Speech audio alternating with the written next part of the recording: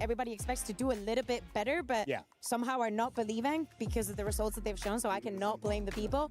And then for the other one, the winner of EWC 2026 will be in that match. That is what she said. There we go. Yeah, I'm stealing. The winner of EWC will be in that match. I like this call out. Let's take a look here at yesterday's top performers, and I want to get your thoughts first, big time. Chat, let me know if you agree with him. Who was the day one MVP, and which team did they play for? Look, we had some crazy performances yesterday. I have to give full credit to NRG. They played in a hostile environment, but made it work. But when I'm talking about MVPs, I'm talking the guy who's the most valuable. I'm talking the guy who's the #1 in my eyes after yesterday, and that's LaRock. Full love and respect to that guy. Not only was he amazing in the server, he was amazing outside of the server. Best personality on the stage yesterday. The whole of day one, he's my MVP. He's got it covered everywhere.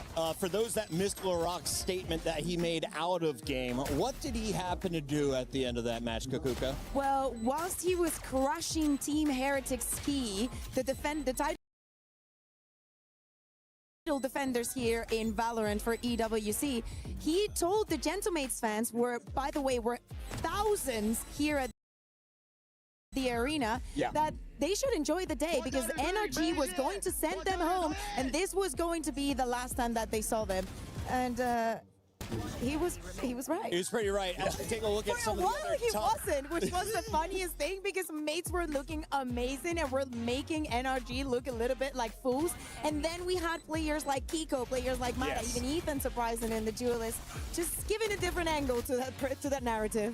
What did you like from the NRG boys? Was it Kiko popping off for you, or does Mata win the head of the MVP race for NRG? I think for me, look, I think Keiko was solid all day. Love Keiko, he's my guy. But ultimately, I think Mata was more impressive, especially when it got tight. It went across to that map 3. The pressure really starts to mount. But there's a saying, which is big-time players make big-time plays in big-time games. And I felt like Mata was a big-time player there. That's why you got that name?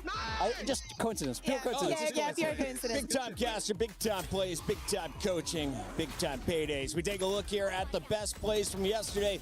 Let us know which one of these 4 do you have as the front runner of MVP. That is day 1 in the books, and we still have 2 more matches to go. If anyone is watching at home, who are some of the squads that you're excited to see? Any players in particular, big time? Look, okay, now I gotta hype up my boys in Pacific. Okay, go. But today, it's all about Danby for me. If Nongshim are gonna get it done, Danby will be the guy. He will be on that neon, almost certainly, where he's at home, where he won the MVP over in Santiago. If he could, there's anyone who can make it work, it's him.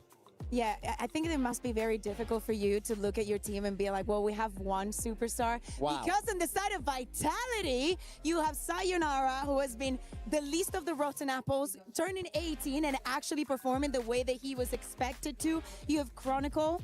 Does Chronicle even need an introduction? Is he good? Is he good? I think I've heard of him. Listen, you use Chronicle. You use Chronicle level to base if you're good or not. That is what you aim to be. You aim to be Chronicle. Got it. You have Durkin. Have you heard of Durkin Time? Who? Insane. Pretty solid guy for Fnatic in the past. In the meantime, we got to check in with one of our favorite co-casters. He was hosting the show yesterday. Right now, he's down on the floor with Vitality. Digon, what's going on out there?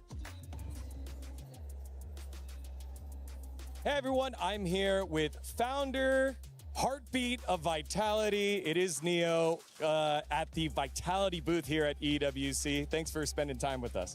Thank you for having me. It has been such a great journey here in terms of esports. You have a bunch of different titles across the club championship. Last year, you came very close to winning the top there. What are the goals? What have you learned from last year into this year for the club championship? Definitely, I think we want to give a fair and nice battle to the other contenders, and of course, you know, like there is a big name Falcons, you know, that's won back-to-back. Might have heard of them. Of course, they are the biggest favorite of this tournament, and we want to challenge them, especially that we are at home, you know, like, and it feels special to play in front of our home crowd in our city. So I hope that EWC 2026 belongs to Vitality, but let's say that second place can make my life a bit better as well, but I think, let's dream bigger. What do you hope that all of the vitalities, the bees that are here, can provide to the players, given the fact that a lot of the time they're playing at the studio? What's the big difference here with the fans? Oh, I think this is something that we discuss a lot. You know, like most of our players, they are big stage guys. You know, they like to step in, they like to prove themselves in front of this kind of audience, and this is where champions are born and made. And I think it's really important to play in front of this audience, and I'm grateful that we managed to a really short amount of time to construct and build something that's as big as it looks like right now. And yeah, I think it will be definitely one of the key markers for us, because we need overperformance to beat Falcons, and when overperformance, you need probably a 6-man, and 6-man is definitely the audience. Absolutely. Now, here in Valorant, it was a big overhaul of the roster. You've gone with Pal at the head coach and kind of running this kind of project here. Then you added Sayonara recently. Kind of talk me through these changes here with your Valorant squad, and what are you most excited about for them? Definitely last year we had big ups because we managed to win the kickoff and we figured it super well at Bangkok. I think it was a bit heartbreaking fashion to lose over there. 1T1 frankly was an amazing winner, and then after this it was more complicated. We know we have some inner fights that created like some tension, and ultimately had the feeling that the foundation was not sustainable anymore. So we had to get from the really beginning, and I think Pal is probably one of the brilliant minds that we have in the Valorant ecosystem. I think it's probably one of the best coach that Europe have been nourished, and yeah, I think I was starting with this piece, and ultimately, you know, when you have this kind of guy, you want to assemble like a team that is full of ambition. And I had Derke, that was a nice starting. And then I had my eyes set on a Wonder Kids named Sayonara, and you know, like Wonder Kids and Vitality, it means something. We had Zen in Rocket League, Zaiwu in Counter-Strike, and I hope that Sayonara can be this type of beast. Yeah, very stacked with talent across the board. You heard Neo's thoughts on the club championship. Now time to take a listen to the players.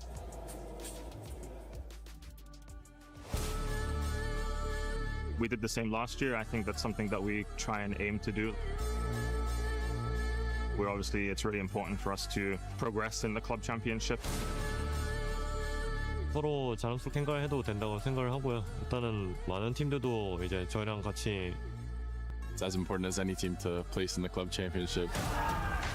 Getting those points is huge for that nice little bonus. The club championship points are pretty important for 100 Thieves. I know especially last year we tried our best to get as many as we could, and this year we're doing the same. We already did some part of our job. Our bosses are happy, if I can say, so like there is nothing else to say. Vitality as an org, they might be like the first one who actually will secure that championship, like if not like for example Falcons, like it will be super funny to see. If every team does good in their tournament, it's gonna be good for MIBR. We're gonna do our best to get the club championship. Honestly, I don't know how the rest of the clubs are doing in championship points, but I wish Falcons was, here so then we could deny them. That would be the funniest thing. Yeah, let's get these Falcons guys off the throne. Let's not have them sitting there for another year in a row. We want to be the team that makes the difference for the rest of the club. That's a privilege. That's something that management have done a fantastic job of really supporting us with and putting us in a position to do. That's the challenge that we're here for. It's time for Vitality. We want to see the fans enjoying that as well. We want to see them coming to get to celebrate this tournament and celebrate our participation in it. It was a huge thing for Heretics that we just won Valorant. Yeah, it put them like really high in the club championship. No pressure coming from the organization. Like they believe in us, and we're kind of just believing in ourselves to do well and kind of move forward, progress, and kind of take the same kind of result as what we did last year. We're here to win the club championship.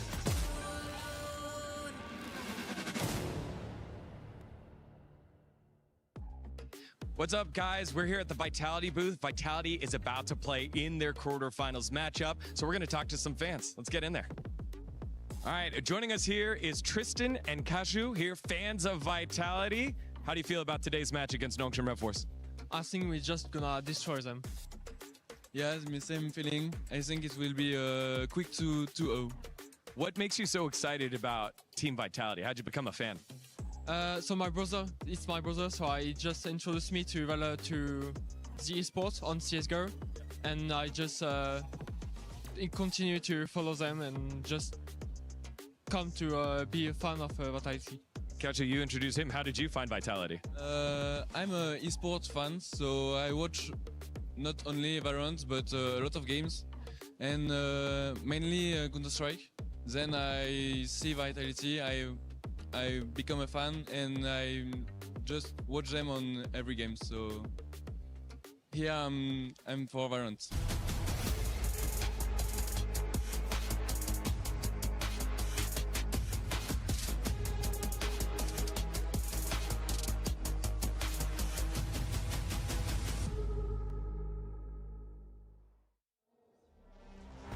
It's awesome to hear from the players and the fans, and as you can see, Vitality ready to take the stage as Chronicle and crew are rolling through. They're about to put it on for Europe. We've got Big Time here ready to talk about what's going on today, because as much as Vitality was expected to be here, there were a lot of questions about this team. Nongshim coming in, the only squad representing Pacific, and they could be our Crunchyroll story of the day. So Big Time, talk to me a little bit why you love the South Korean team and what are their expectations from here on out. The thing is, with the Pacific teams, we expect dominance. We've been on top as a region for the last couple years now. We seem to keep winning these trophies, and it's always looking good internationally. But here at EWC, we just haven't found that success. Nongshim RedForce, the only team to make it out of the groups, and they have had an incredibly up and down year. Started strong, kickoff undefeated. Santiago undefeated. They lift that trophy, but then their year dips because they have Danby, the greatest Neon player probably to ever exist, whoever will exist, and he's not on the Neon. They're trying to figure out these roles. They can't figure out the meta. Then EWC qualifiers come around. Guess what they do? They put Danby on Neon? Exactly. They put Danby back on the Neon. Smart. And what a surprise. They start winning games again. 7th to 8th place with him not on Neon. Top 3 with him on Neon. Is he playing Neon all games today? I would hope so. If he doesn't play Neon, I will have a problem. Maybe I have to go on stage. Maybe I have to talk to them. Maybe I got to intervene here to keep Pacific alive. So can they win against a team that is not G2? Yes, they can. It's doable. Is it easy? No. Is it a walk in the park? No. Is it doable? Absolutely. Absolutely. Big shout out there for our story of the day from Big Time. If it's not going to be just the Neon, Kakuka, how can Nongshim win this? I think that there's some other stars. I think that Ivy really had very good groups, keeping them alive in the hardest of moments and in the most difficult parts of the match. I think that Extras as well stepping up. I think that I like the way that Nongshim breathes more when Danby's on the Neon. We were speaking about the reasons why they moved him away. And it's the fact that if you have a player that is that good, you do not want to put him in a situation where it's so easy for him to die at the beginning of the round. Yeah. But the thing is, like, no one can create the pressure in this space that Danby can create whilst playing on the Neon. So it is the most worthy of the sacrifices. I mean, that's exactly it. He was often the self-described tank of this team. His job is go in and die, soak that utility. Soak up all that utility, let your teammates frag out. Well, a guy who is also looking to soak and frag out today goes by the name of Yampy. He's been doing it his whole career, and he's right beside Degon. Take it away. Hello, everyone. I'm here with Yampy of Team Vitality before his match against Nongshim RedForce. Now, RB was the one that you were up against, and RB was like, it's great to see some of the old heads there. Isn't it crazy the fact that you're considered now one of the more veteran players in VALORANT? Yeah, it went super fast, you know, like when I joined the scene, I was probably one of the youngest ones, and now I saw that one of the oldest players was like Boo in this tournament. He was like, and he's like 28 or something, so yeah, it shifted very fast. Since you pulled Nongshim RedForce as your opponent, did your prep change over the last couple of days, or have you stayed the same? No, still always the same. We have a very clear system between me and the coaches, basically what everybody does, and we treat every opponent the same, so just normal. Of course, the time was a little bit different, because normally in VCT you have like almost 1 week to prep. Now you just have a couple of days, so yeah. How great is it to now be here in Paris in front of these fans for Vitality, who have just shown up here and given you a lot of support? Yeah, it's always fun, you know, like normally when we play on stages there is not so many fans, so yeah, it just means a lot for the Vitality as an org, so yeah, it's an honor to represent Vitality here. All right, Yampy, well, good luck today in your match against Nongshim RedForce. We'll send it back to y'all. Thank you so much. Awesome stuff there from Yampi. He, of course, will be the IGL in the game. Kukuka, if he is going to lead the lobby, though, in frags, he's done it in his career. What's his best agent? His best agent? Oh, that's such a funny question, because if you ask me, I would say Chamber, and if you know, you know. But seriously, Yampi's played everything. Yeah. The Killjoy, the Omen, the Jet. Like, you have to have been here to follow his entire journey. And to me, Yampi is not only about the things that he's done in Valorant, he has an entire career in esports. And for him coming into this tournament, he's one of the players to look at, because, yes, in Vitality, there's very heavy shooters. They shoot so heavily that you forget that Yampi's also there, and he's one of the most cerebral and the smartest players that we have in EMEA. Where does the big brain choose to play? That is the question as we have our map vetoes up and running, and it looks like our first ban will be Fracture removed by Vitality. Lotus is going to be removed by Nongshim. Ascent and Split will be our first two maps confirmed. Thoughts coming in here, big time? So we saw Ascent from Nongshim over in the group stages against Gentlemates, and I think it was a 13-3 against them. Not a strong look on the map for them. Neon isn't a natural fit there at all, so it makes a lot of sense for me to see Vitality target. It's okay, you can just say Vitality was very smart because Neon is not a good fit for Ascent. You can say it. It's okay if that is also truth. I was surprised because Vitality, of course, have the higher seed because they come in as the 2-0 team, and they decided to be Team A, right? With both of the teams having the possibility to ban that Fracture, they don't care about that. They want to make sure that they get the side select on the last one, and probably, you know, I like that kind of mind game. But yeah, I agree with you. Although I will say, for most of the matches that we've seen being incredibly dominant during the group stage, where they're like, oh, this is a weak map for someone, look at what happened to Heretics, what happened with NRG. Teams have been able to bounce back in maps that weren't good for them. We have the match ready in 15 seconds, so final predictions. I know you've got them in on EWC Play, but get it on air big time. Where are you going? Vitality 2-1. I'm sorry. Vitality 2-1. 2-0. Spain's playing later. We got to get out of here. Vitality. I represent APAC. Let's send it to the stage for Nongshim to walk away with the upset, shall we?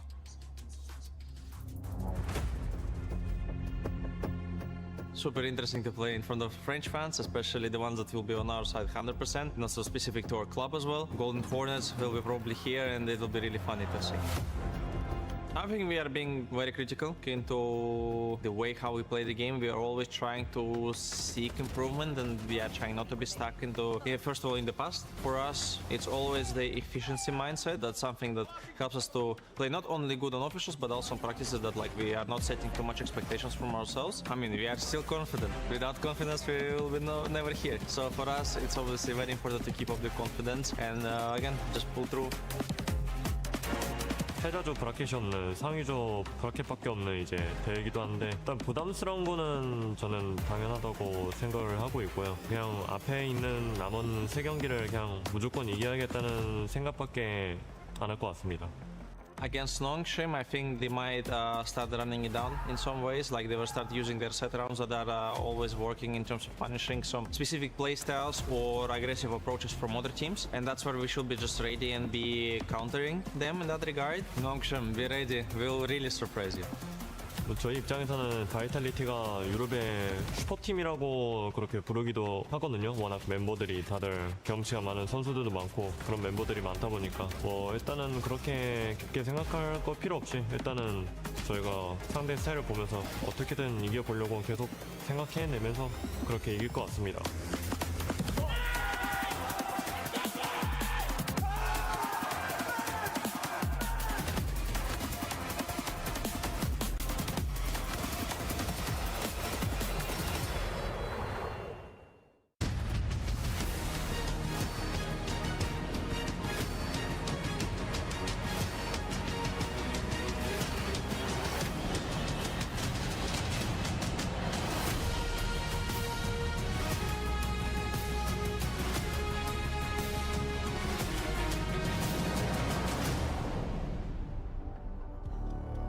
Mesdames et messieurs, bonjour à tous, bienvenue à la STC Arena. Quel plaisir de se retrouver pour la deuxième journée de l'Esports World Cup Valorant.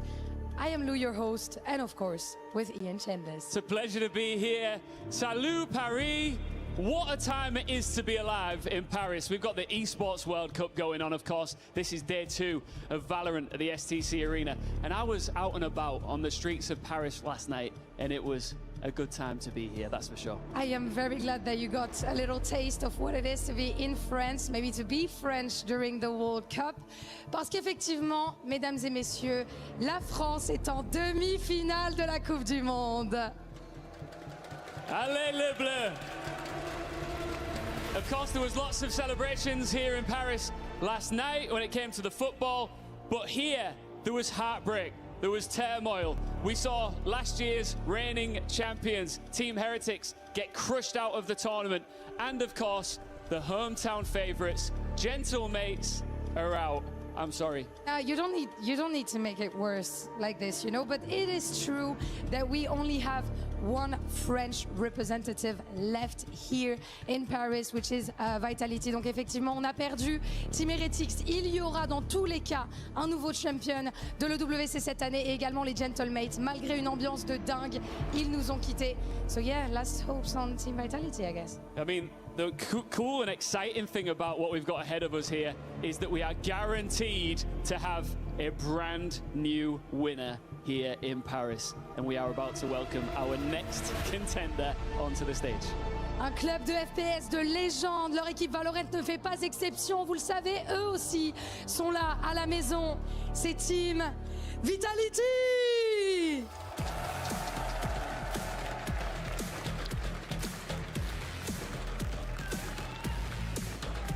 Black and yellow is about to storm the stage.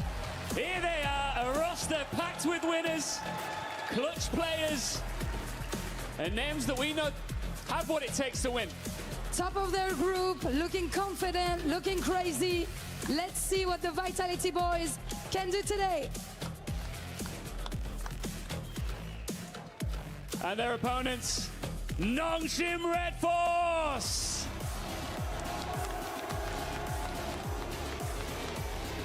And they're getting booed while entering the stage, but they have the hopes of Korea, the hopes of an entire continent on their shoulders. Le dernier espoir pour la Corée du Sud, c'est Nongshim RedForce. Twice they were asked the same question by G2, twice they gave the same answer. Now they step into the quarterfinals as the last Pacific team left, carrying a region, a reset, and a warning for everyone still in the bracket. It's time to discover which one of their teams has what it takes to take the win on this quarterfinal. Allez, let's go!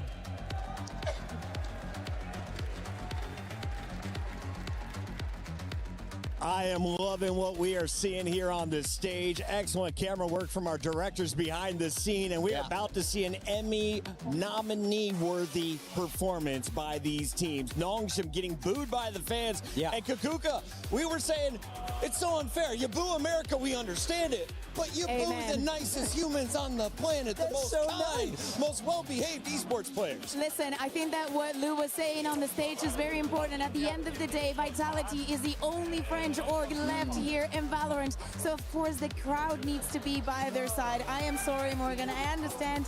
Even you changed your mind and went for Vitality in the end. Look, that's a prediction. That's what's in my heart. That's not what I want to happen. I'd love to be wrong today. Your brain, not your heart. Exactly. These Nongshim RedForce kids, they have a lot of weight on their shoulders here, carrying not only a region, a whole hemisphere here in the Valorant competition. Doesn't get bigger than this in terms of pressure, but we know that they know how to deliver. We know they know how to lift trophies. One of the coolest things I've seen from Nongshim is their ability to bounce back. They can get destroyed in the first map and all of a sudden turn the game on its head in map number 2. They don't go down without a fight despite being down huge in rounds.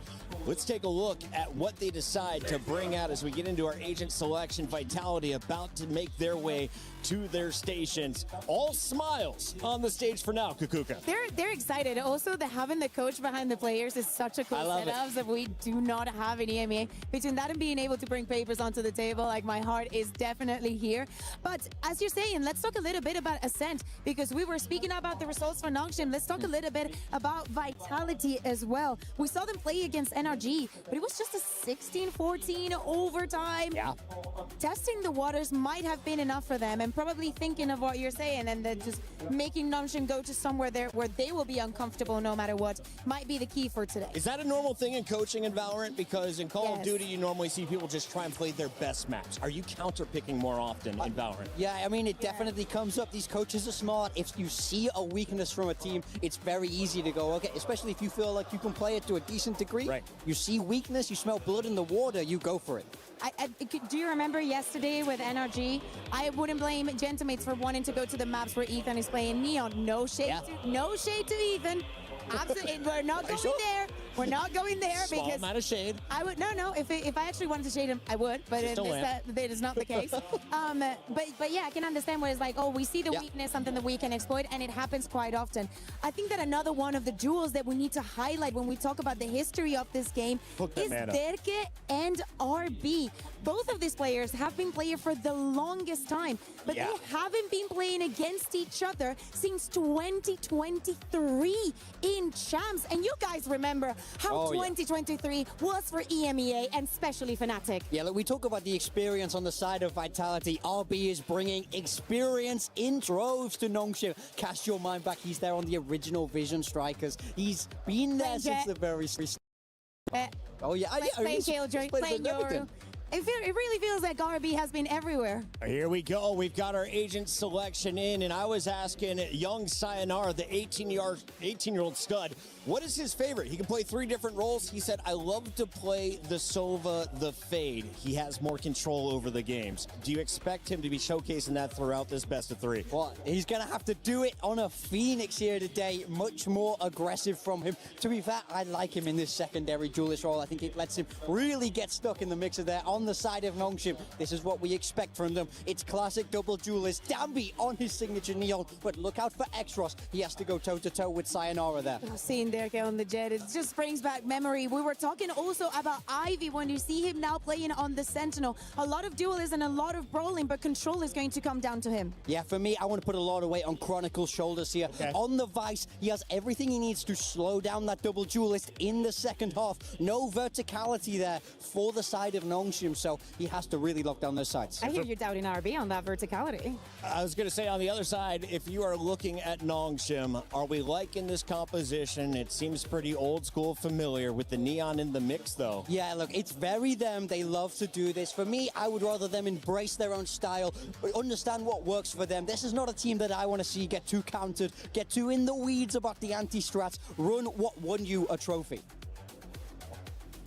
Game is ready. Our casters are ready to rock for this first one. We've got the beautiful duo. You know them. You love them. It's Mitch and Tom Biz. Gentlemen, take it away. Well, it's always wonderful to hear from you, Puckett. It's good to see him over there on the desktop, but even better to see the Vitality fans in the stadium ready to root their team on up against Nongshim. This is far from an easy matchup. No, for sure. I think you come in with the Nongshim squad basically going back to what won them Santiago. Like, let's go back to our style. Let's put Dambi into that role where he can just show unmeasurable amounts of flair. And then on the other side, it's the opposite. It's Derke going, I didn't like the Neon, but I'm going back to my jet now that everything is fixed. Who's right? Who knows? We'll have to wait and see. But an aggressive start on contact to the cam. The problem is, it was Sayonara to land that first shot. And the trades just didn't come through for the side of Nongshim. Yeah, they've lost themselves the opening pick. Vitality now happy to run back, play somewhere else on the map, but Nongshim are coming to meet them.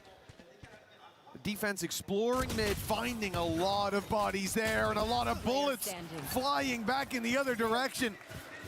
That's going to be a 5v1. Ivy needing the start of dreams to even make a dent here. Cage triggered. Yeah, I can't say I'm much of a believer in this one. I like the plan initially, just have the cam for contact, flash off the back of it, and try and find the kill in A main. The problem is, they lost every single fight along the way. You can have the right idea, but that doesn't necessarily mean that it's going to work. Already, you can see that Sayonara's looking for those additional orbs, taking so much space, and also just the position of Profek. It almost seems like he forgot to leave the spawn. He's just watching. I will say, he's not really favored with a classic from this range, but maybe that won't matter too much. He's done damage, he's found info, and ultimately now will just be the cleanup in the end. Yeah, of course, he was the one that activated the trip on A that kept Ivy over there as the plant was coming down on the other side. So he didn't want to rotate through, knowing there was likely to be a fight. Got his scrap in the end, and, well, all things considered, I think Vitality are going to be pretty happy with how this round went. The first fight goes their way. They group up on mid. They catch the counter push. From there, only lose the one. Easy as can be. Good job, boys. Yeah, I think a very comfortable win. And obviously, we have to look back at what we've seen on this map so far. It was a dominant win for Mates versus Nongshim when they played this map. Really struggled over on the attack side. So I think we're definitely looking to see if maybe the defensive side half will work out better for them. Already, though, looking for an aggressive contact play. Again, it seems like the goal is have these little set pop flashes ready and then fighting off the back of them. It can be difficult at times to get value from the Phoenix on the defense if you don't have these sort of setups. But that's something that I feel like Vitality are going to have to figure out along the way. And already an opening pick in what is a round with very little to play with. We'll see how much damage Nongshim can do. And also, when you're going into a stack, you're often going to want to have your Phoenix for exactly the reason that Nongshim used him. That counter flash going through the window after Vitality tried to take B main. Now when you push out to a site, you're going to have to rely on perhaps that Vice flash. Make your way through. They're going to group up towards the B side. They've avoided the big danger, at least for now, the stack from Nongshim, the numbers from the pistols, where they really become deadly, but they're on the other side of the map. It's going to have to be Ivy just getting out, playing the retake with the squad. He's on 27 HP with a classic. He's not going to get much done if he stood his ground. So I like the adaptation. Chronicle doesn't do as well as he really needs to there. Luckily, that's just the pistol, but from here on out, there is a big chance for Nongshim to make this at least a costly round. Yeah, especially when you're looking at 3 rifles. Any of them dropped will mean they're not able to be rebought. This is aggressive from Durka, surprisingly aggressive, but has a teammate covering off the angle.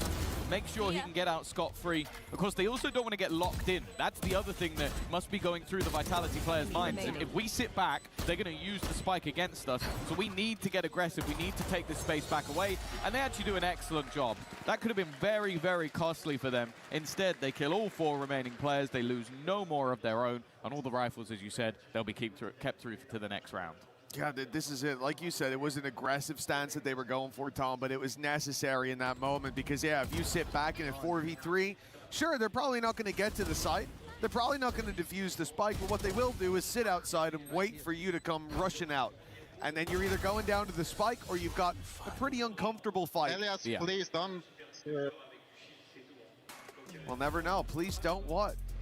Elias please is don't bark. Something. Oh, I doubt he's asking that. Yeah, I would have been, if anybody is asking it, it's probably Dirk. I'm counter-requesting. But no, that was... no, that's Powell's counter. He's going to take a pause and be like, we actually need more of that. It was a very promising round from Nongshim, though. They're set up to start the round with that flash in main, waiting for contact. As soon as Vitality give it to them, they burst back with a trap of their own. And then at the end, the attempt to play the exits, but as we said, there was potential for it to get costly, but it ends up being a relatively comfortable round for Vitality once those warning signs went out of the way. As Degon would say, a submarine alarm was sounding, but luckily it was quieted just in time. It's weird, I don't know what a submarine alarm sounds like. I've never heard it in person, but I've heard an imitation, and it's quite alarming, I will say. You know what? I agree with that. I can imagine it would be. Nonetheless, 2-0, this is where we expect the response. So far, those contact plays have done a little bit of damage. Having the flash ready, but this time it's almost just a double duelist crossfire. Normally, though, when you come into this sort of a bonus round, there's some vulnerabilities for the side that won the first 2 rounds, but for Vitality, that isn't the case. At worst, take flight. They have a Guardian. Okay, they didn't manage to build up any of their ultimates just yet, so that's not going to pad the gap, but you do look at Nongshim and go, okay, this round might be a little bit more difficult than you'd expect. Well, Vitality retreat from that mid position. I did think this would be an even more difficult round with that split towards the B site, but they're going exploring. And it's dangerous territory, difficult terrain in front of them. Good flash, but X-Ross! He fires back for 2! Vitality, it looked like it avoided the danger. We thought it was Danger Man Danby, but X-Ross crossing off names, and well, okay, a 4v3 at least. Yumpy does well to pull that back. That pick could open up the site for the plant. Where the spike is on the other side of the map. There's 8 seconds left. 2 players to drop and no time. Certainly no chance left for Vitality. Guy, it looked like there was an opportunity for recovery, but when there's only 15 seconds left, that kill on the other side of the map was only meant to really be a backstab of rotations. And the other players, after losing that initial fight to X-Ross, just didn't really have an opportunity. This was wonderfully clean. Like, sure, they had an extra stun coming through just moments later, but it really became irrelevant in the end. And you see the reason we talk so much about the double duelist over on that Nongshim side, both of them getting a multi-frag in this round. As said, though, that was the bonus of sorts. And now Vitality are going to come in with another purchase, but a victory here will leave them in a bit more of an awkward scenario. And Nongshim looking for a mid-fight of their own. Not only the 2 players pushed down, but one on short as well. Paranoia being primed. They're hoping to spot someone on catwalk. If Vitality step in to fill that space, Nongshim will trigger a trap that's, well, looking very deadly, at least for the moment. There it is, but they're a little further back. Able to hide in the corner. In goes the Hot Hands, forced out into the open. And it will be Francis to claim the double. An immediate retreat called by Nongshim as well. Happy with the early skirmish. They'll get out of there with a man advantage. I love the way they're playing this. It almost reminds me of like an old school Xerxia, where the whole plan is to just have traps. Like, you're just waiting with this sort of setup. And you look at teams that run a double duelist, especially on the defense, you go, how are you going to make this work other than just buy an op and hope you can hit a shot? But every single time, even in the rounds they've lost, they've had some sort of setup to give them an advantage. 30 seconds left. Again, the time now ticking for Vitality. 25 seconds to try and make a move in. Paranoia won't catch anything. Ivy is ready and waiting for the move to be made. That time ticking further down and no trade to be had. It leaves just Prophet remaining. And a stellar hold, a stellar setup. A great round overall from Nongshim. Yeah, the plan didn't even work as intended, right? With the Paranoia going, nobody pushed up deep on Cat. Vitality in a decent position to be able to tuck in down below. But the Hot Hands changes things. Francis is there firing from the side. But it's not just one player. It is the entire setup there. It's the fact that Danby's on short, the fact that you've got Francis and X-Ross pushed all the way down mid. They've got that utility ready to fire out on the back of it. And how quickly Nongshim decide to just turn tail, get out of there, cash in the advantages that they've claimed. The same setup that we've seen before from Nongshim. This flash primed and ready. This time Vitality seemed like they knew it was coming. Still, they'll lose 1 to it. And the ult popped up by X-Ross. Locks in the advantage. Francis as well. Not expected to be filling in this space. Even when Vitality expect aggression, they don't expect this much aggression. Especially going up against a low buy round, you might think you'd have a little bit more space, maybe a chance to grab an orb and make this round a bit more interesting, but Yumpy's at least done well. Francis just hitting heads, though. The individual capabilities of this Nongshim roster on show, and there's no real chance for Prophet to come out of this round. 3-2. It was a pistol and follow-up for Vitality, but other than that, it has been all Nongshim on this defensive side. And I said, like, when they played against mates, it was a 3-9 attack that they didn't really get to come back from after they lost the pistol round. But it definitely seems like they have some solid ideas on this defense. Well, so far it's been nothing but ideas, nothing but setups, nothing but traps that Vitality have to walk into. Good time for every pause. step of the way. The pause here. Interested to see who called that one. Well, I'm guessing Vitality. Normally, I think normally our camera angle settles. That was the thing last year. Settles on the team that called the pause, and right there it was Nongshim. I would be very surprised if they were the ones to take it. Quite possibly. I have no other way to tell, Tom, so that's what I'm going with for now, unless someone wants to let me know. Yeah, I think that obviously in this case, especially the way the last few rounds have gone, it would make sense for Vitality to take a moment, listen into the coaching staff. I think even the fact that they've been playing these sort of more slow, defaulty rounds, and it's kind of played into the hands of their opponents, allowing them to have these sort of setups. And while for Nongshim, now looking at an opportunity, but Vitality come into this one with pretty much everything they need. They're one off having all 5 ultimates online. I wouldn't be surprised to see Sayonara try and use that running back earlier in the round, but the defenders are not just going to sit pretty. They've got an aggressive attempt of their own. It's a bloodbath outside B, primed and ready for it. Dambi stuck in the corner as the Hunter's Fury rings out and some damage off of it. Chronicle ends up falling as a result, but Vitality, they've weathered that storm excellently. Still 3 players left alive, the spike under their control, and Nongshim with no idea where the hit will come in. That looked like it was going to be a lot more dangerous.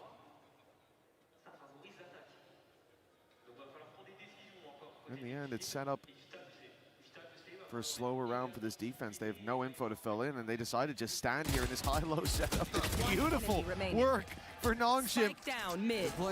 Vitality probably assumed there that they would have put the majority of their force towards A site. Not necessarily the A site, but one of them. And instead, just standing in mid, standing on business. The spike has been found. Yumpy's alone in the round. Pretty much a sealed deal at this point. A big clutch needed from the IGL of Vitality. God, they're just all sat in a crossfire around that spike as well. There's too many angles left for him to clear. We need one of them instantly. Okay, there's the first. Second with an opportunity as well. And now running for the hills is Francis. The fact is there is still time. He can cross towards that A site. It's going to be a running race, and it's one that Yumpy will be able to win, especially with the door closed. It's going to take a moment for Francis to break, and that should give him time to plant, maybe pull the gun up, but not quite enough. Francis just hot enough on his heels. A nice attempt from Yumpy, but the attempt doesn't garner around. The full sprint from Francis. Lucky he went back to check market. He saw Yumpy crossing. Although here, he kind of hung his teammate out to dry. He's running away during this fight, by the way. They're having a 3-man standoff, and he just legged it to market from having been right around that corner. I bet Ivy had some words to say to him there, but he probably has to bite his tongue because he won the clutch. A little bit close for comfort. But ultimately, again, it's the early round aggression. And I'm looking at this defensive side, and it doesn't look like they're going to shy away from this at all. Standing ahead. 3 players in mid, 1 player on shore. The B site currently completely open, only a singular trip in play. And the fact is, the goal of Vitality is to try and contact in and take their weapons away. They're going to take nobody's weapons away because there's nobody there. In fact, they've done a full execute with double ultimates, and because their opponents have completely abandoned the site, I was going to say they got nothing, but Durka gets a spam kill. Ivy's probably muttering under his breath. That's what you deserve. That's what you get for last round. Well, the hero of the previous has been deleted and dealt with right off rip. Nongshim, a man down on the way through. RB already tagged heavily, sporting some serious scars from that initial fight. And Dambi tries his best to get them into the site, get them some control in main, but with him falling, Nongshim have given up. It's time to fall back and give that 3rd round to Vitality. Yeah, those double ults committed for the site for nothing. But that shot through the smoke changed the game. Yeah, realistically, it probably would have been the exact same result if there was somebody on the site. Like, you're probably getting a kill, or there's going to be a player with no gun. So I don't think Nongshim could... It must be annoying from them, but for Vitality, it is probably exactly where they expect it to be, with some form of advantage. Even still, though, that opener definitely helped them out. With a little bit of luck going a long way. For Nongshim now, looking to try and find a response. Of course, those ultimates have now faded from Vitality side. They are also in a similar boat, though. It's only the Blade Storm for Durka that really holds too much of a threat. But will this be where Nongshim quell their aggression a little bit? Because that might change how things go for Vitality. When they've had to hit into the sites quite late, it's definitely been a bit more problematic. Right here on the attack, chipping away bit by bit. It's often what we want to see, that long road to the defensive side. And for Vitality, yeah, it came with the very, very hefty price tag in that previous round, although the ults might not have directly found the round. They had to commit them to get into a site. They felt like they did. Now we move back towards a more grounded round. They move to this B site, looking for the fight, almost punishing that main aggression, but Nongshim, they've got the information and they've been able to dip out. That trap could be a real problem here for Durka if he decides to go for that updraft dash out, but it looks like re-aggression is the name of the game for Nongshim, and they found one. Yeah, and they've done so much damage as well. They hit Chronicle earlier, but I think Yumpy gets connected on by the spams. And Francis is going back for more. What? He just has no fear. Around the wall he goes. And see you later, Chronicle. You might be a player with 3 trophies to your belt, but Francis doesn't give a damn. And that leaves just 2 remaining once again. 20 seconds. They've had to deal with so much of this aggression. They're getting out of this seems impossible. There's even a paranoia left at 13 seconds on the clock. There is nothing that Vitality can do about this one. And it seems like their pause may have caused a flash in the pan, but we are right back to winning ways for Nongshim. Yeah, even saving seems to be something that they'll be denied, at least for the first. Yumpy able to tuck in and carry that weapon forward, but that is a big blow for Vitality and the ever-winding road to the defensive side, now looking perilous as Nongshim have responses after responses. Their traps have been good. This one, though, was ridiculous. The reveal and a cloud burst, the re-aggression from Francis, the walk through the wall to shut down Kron. This has been about as clean of a start to the defense as you want, and even though it's 5-3, it feels like Nongshim have a chance to lock away a lot more rounds than this if they keep up this kind of pace. Well, it's worth mentioning as well that when they were swapping things up and not having Danby on the Neon, the guy they had on the Neon was Francis. He was the guy that played these more aggressive roles, and you can kind of see why. He's still doing it on Sova. Bro, just swinging into Chronicle like it's absolutely nothing.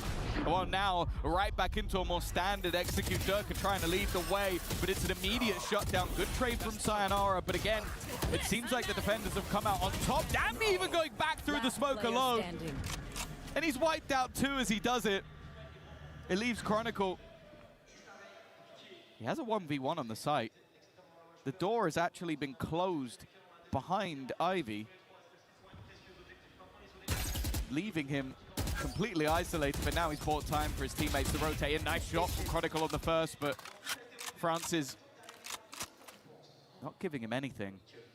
Danby's flank. It's just time being bought.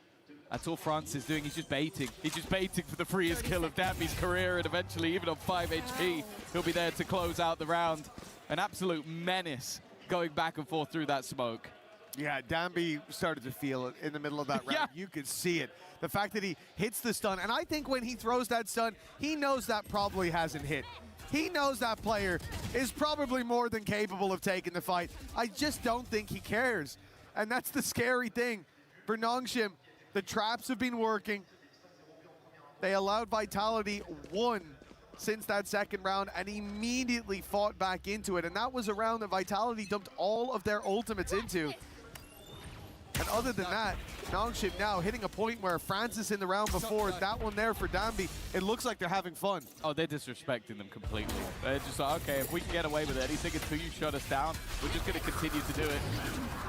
In goes Durka, out goes Durka. Danby's just pushed through a smoke and headshot him with the sniper. And well, that was kind of the main crux of the round. That's been one of the major problems so far for Vitality is you have this Jet Phoenix on attack. The Phoenix has gone missing. And the Jet hasn't been getting the openers. And of course, just again, through the smoke goes Francis. He really does have zero fear. He's doing the same thing he did in prior rounds. They're even waiting for him at this point, but it's meaningless. 7-3. The Korean powerhouse are looking right back in their Santiago form. No, they really are. They came into this event. I guess they don't want to see NRG outlive them, one of the teams that they cut through on that Santiago run in playoffs. All of the other squads, well, they were here. You had Mates, you had G2, you had PaperX. None of them still sticking around for Nongshim. That's telling them we've got a chance to actually take this trophy. And we might even end up facing NRG for it, which will be just fine for them. A record that they're happy to repeat. For Vitality, on the other hand, the trophy's got to be out of their mind at this point. It looks like they're not even competing. Well, that is the fun thing with Lev not making it to this event through the qualifier. You go on recency bias, and you should be looking at a team like Nongshim.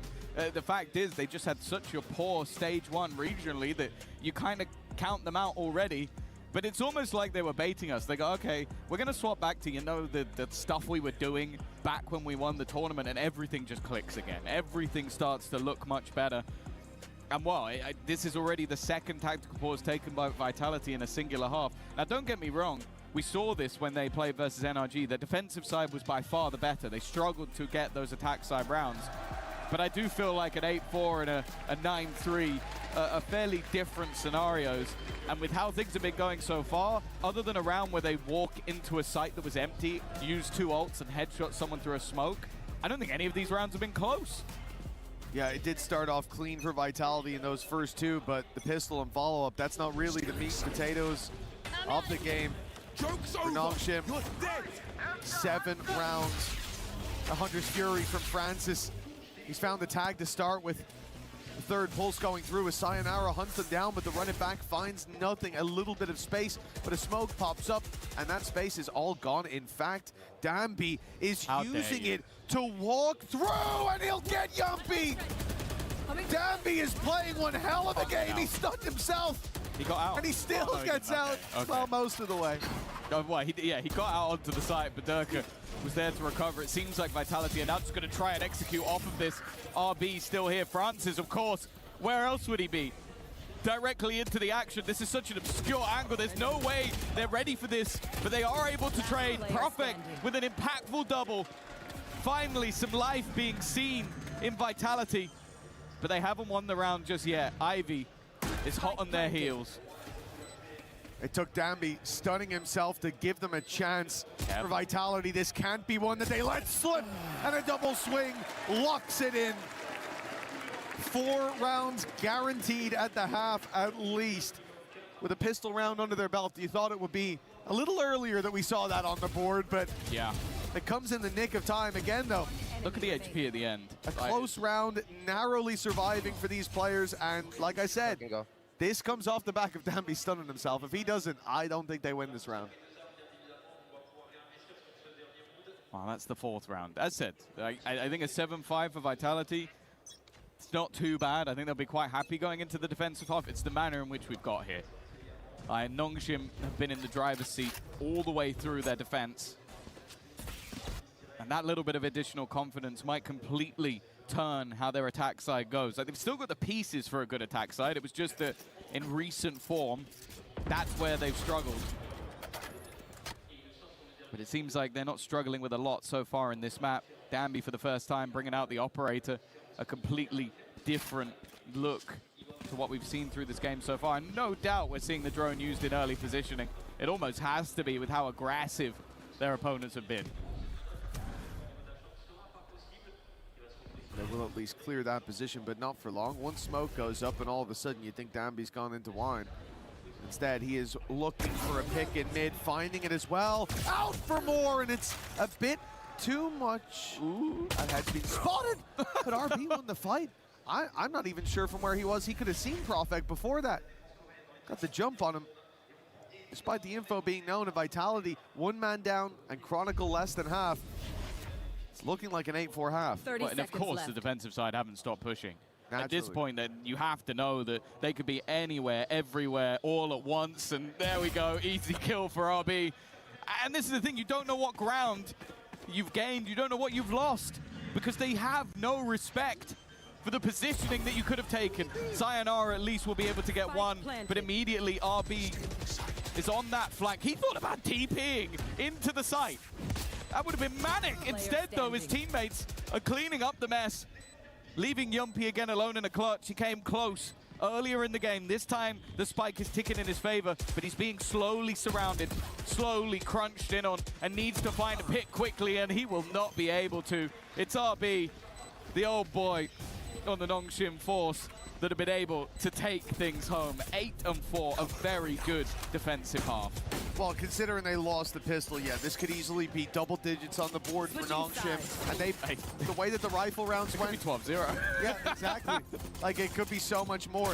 This, honestly, Vitality feel lucky to get out of there with 4 rounds, and this isn't the face that I expected to see from this team here today. Again, we talked about this squad. When it comes to international experience, they've got some under their belt now.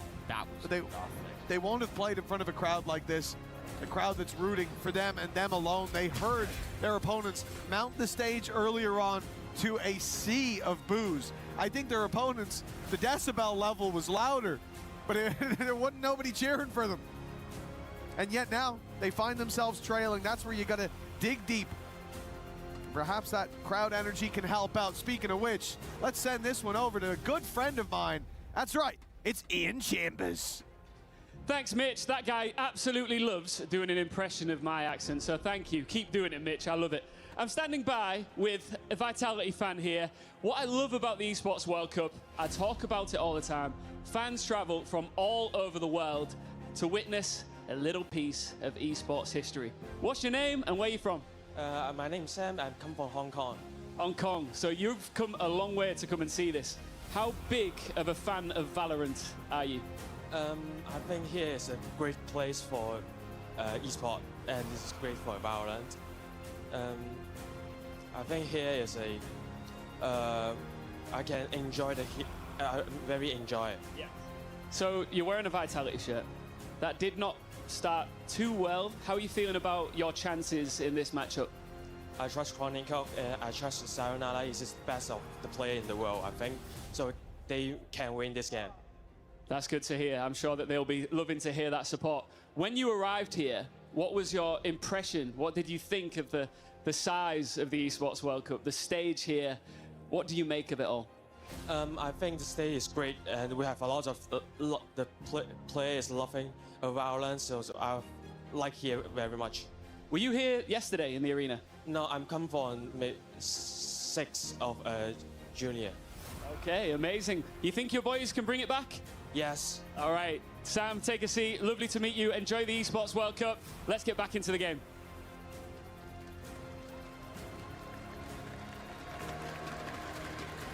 Thank you, Ian Chambers.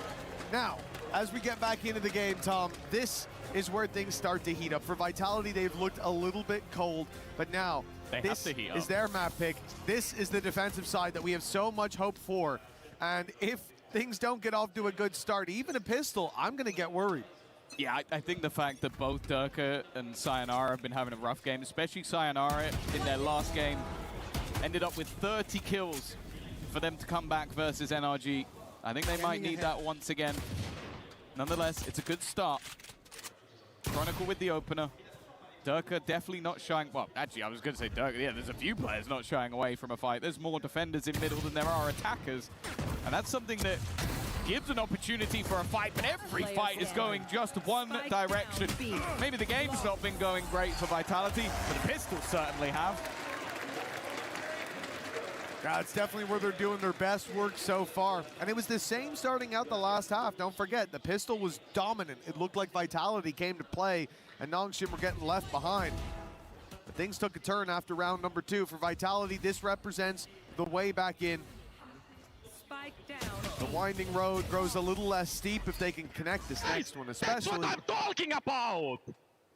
And you always know that no matter how far behind you are, man like Yumpy's always going to be getting loud. A round's a round to that guy. Doesn't matter the score. Okay, interesting. Danby's gone in with the Stinger and Light Shields. Now, I've seen hero buys before, but this is a unique one, and there it goes. Very quickly.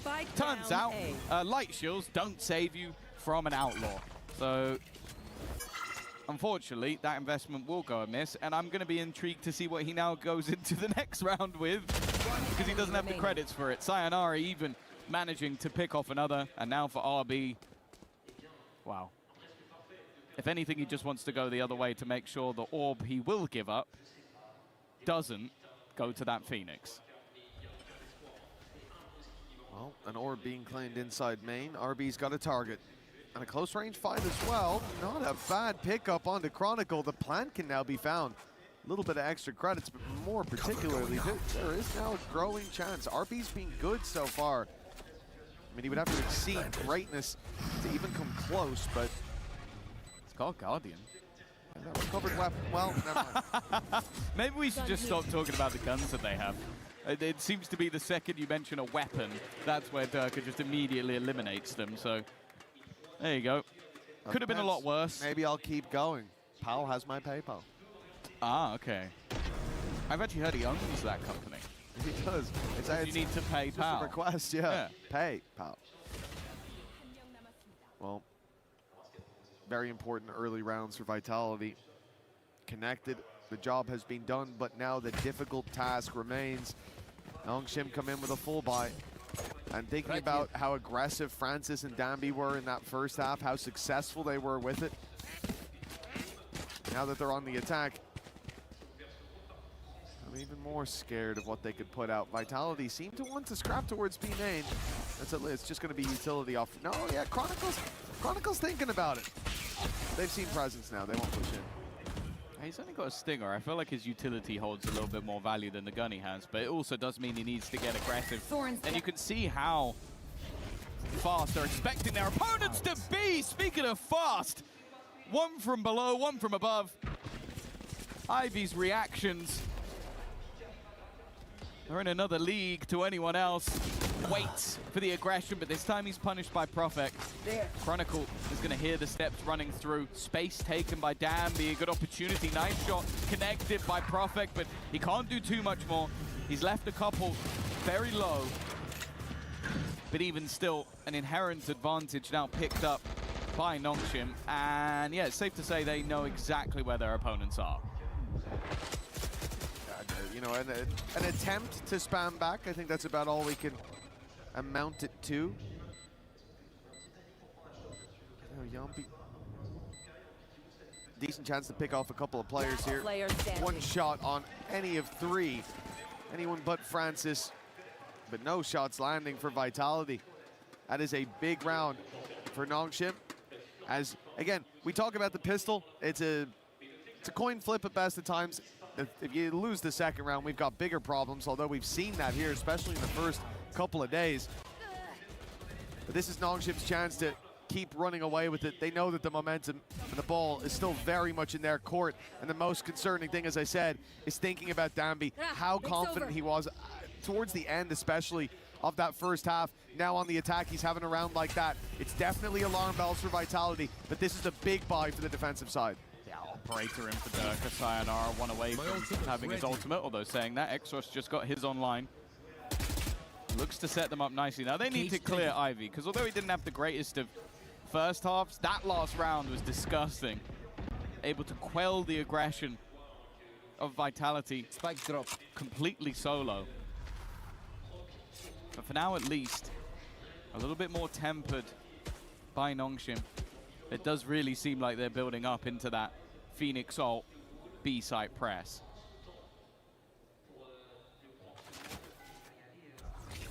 Well, this is what Vitality tried to do.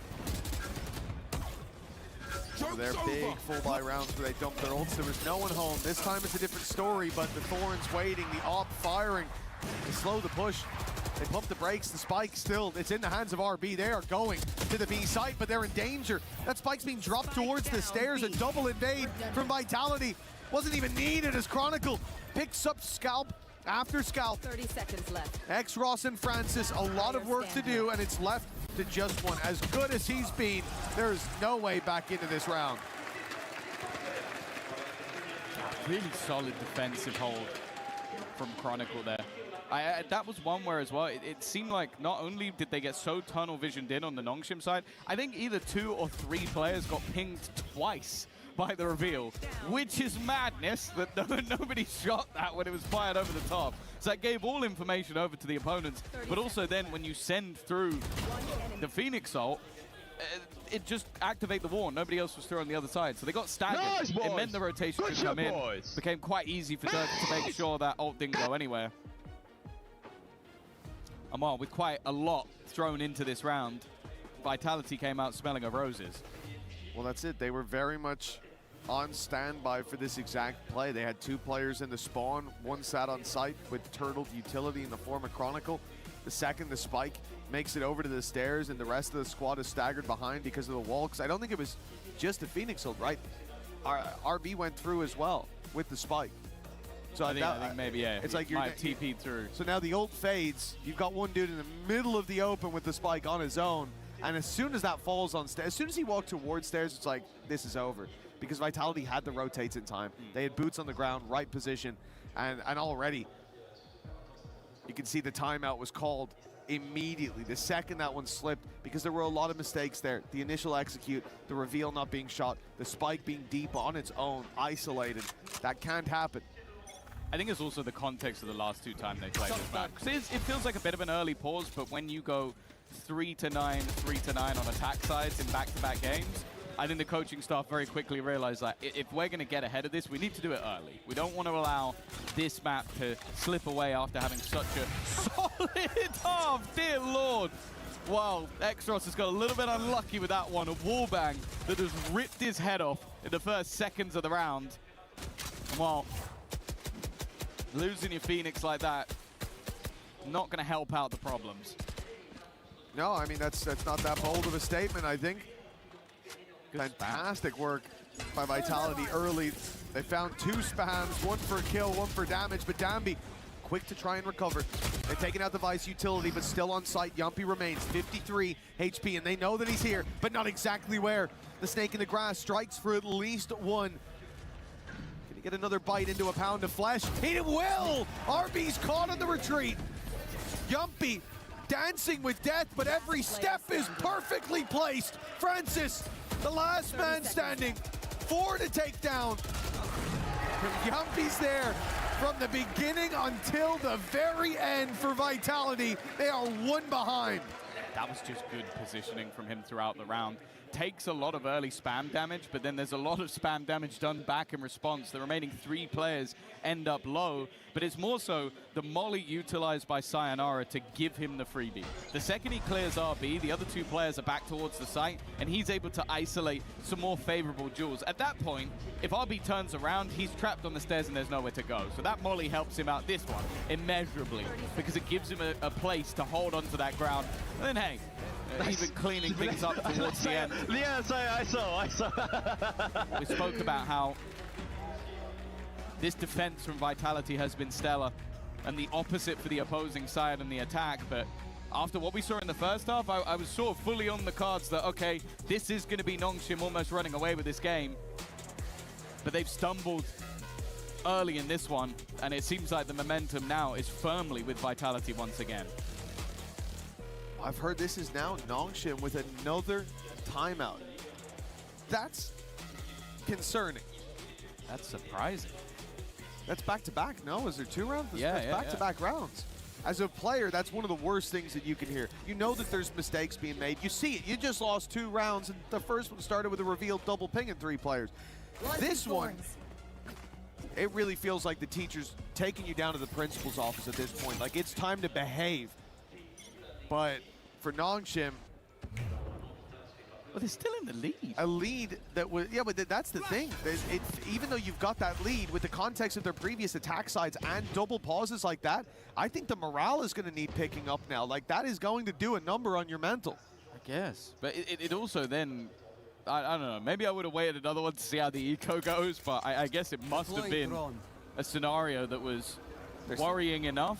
Something's wrong, man. They must have called something in the timeout, and they're not hearing the lessons being applied. They're hearing the same communication issues or whatever it is, the same reactions. Maybe it was RB going towards the smoke there, being caught out by the molly. This attempt to get ahead of Vitality to catch them off guard, even though they've been ahead of the rotates. Whatever it is, it's not a good feeling to have those pauses called back-to-back. You don't, on one side of the stage, for Vitality, they're sat there going, we're not even in the lead and they're panicking. Let's go. This is our game now. Oh, back to the B site. Eventually, there is going to be the spot, but the fact is there hasn't been any need to move this Vice wall just yet because it has had value every single round. The TP, I think, has been heard, and then the spike's been dropped on the other side of the wall. RB is the only man standing anywhere near and just stopped going towards Chronicle site. I think that might be the answer. Every time that Vice wall has been there, they haven't even got close. Yeah, the Vice wall in the way and Danby's wall very short. It was hey, that's the average size. The fast line did not cover very much distance. That wall there. looks massive to me. Fast lane. Yeah, no, it was huge. Huge. He got off to a flying start. He speeded down the fast lane and then hit the end of it immediately. Yeah, I would say that's at least, what, like 5'7"? A little bit. Get a little bit more, maybe? 5 or... That's your 8? height, right? Wow. See, I actually thought you were making a 6'7" joke. I thought that's what that was. No. 5'7" or maybe a little more. I thought not. No. I didn't think you were referencing the fact that I'm 5'7" ¾ 3/4 is important. That does put it above average. Okay. 3/4, which is an important thing. Anyways, what is important is speaking about being slightly above the average. The average rounds here, 9. Each team. I've added them up divided by 2. I did that quickly as well. He's never been rage bait, by the way. Just now this is I chose to go. All right, listen. So double digits is what they're looking for here for Vitality. Defensive side starts out slowly. They're such. And for Nongshim on the attack, it's slow as well. They're looking for a little bit of mid control, looking for a fight. Understandable. They were picked off by shots through walls and spams in the previous round. It was just a low buy, but you don't want this one to slip away in the same fashion. Vitality. Shadows traveling. Not going for any aggression. You know, it's almost like Nongshim are countering themselves. Let's wait for them to push, boys. What, they're not pushing? They've got a passive operator 30 seconds in play as well. Dirk has sat back. Danby looking to take the space. That does mean that re-aggression comes in. There's Durka again with that operator. He's able to just deal death from above. Still yet to be taken out, but at least one comes through. Durka with another shot already. His third kill of the round, and he's diving in for more. Durka's taken over this one. You go one side, you meet Chronicle, you go to the other side, you meet Durka, and while Prophet has to close the round, but it felt like that could have easily been an ace for Durka. What a round from him. Oh, him getting the ace only came down to if they wanted to risk him having it. I think I might have just seen him at the end there saying, give it to me. He wanted the ace, but the round comes above all. Double digits now for Vitality, a team that outside of the pistol and follow-up for the majority of the first half looked deactivated and looked like they had disappeared. Yet now rematerializing right at the finish line, right when their opponents were there. No timeouts anymore for Nongshim. Yeah. They have to keep rolling with the punches, but every blow is landing for Vitality. Right here. Well, yeah, all the players that were missing have now woken up. I think Durka was 7 and 9 in the first half, and he was just diving in head first to get shot, so you kind of understand it. But now, given that operator, he truly is a different beast on this defensive side. Already lead extended. And while you thought that you could dodge Chronicle by going away from that B side, well, now they have swapped the setup. I think realizing that there has been no success towards B, they're going to try to go back to A once again. Already getting completely denied.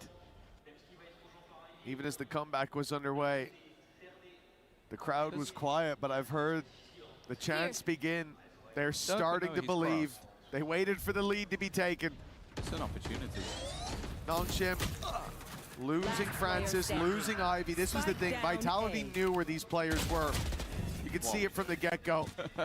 Kron here to finish the deal. Okay, never mind. And instead it's going to be Dirk. Instead it's going to be Sayonara to close it out for Vitality. 11-9 now. The lead stolen from their opponents. 8-4 at the half. Now it's a commanding lead for Vitality. And with the wind in their sails, there's not much more distance to go.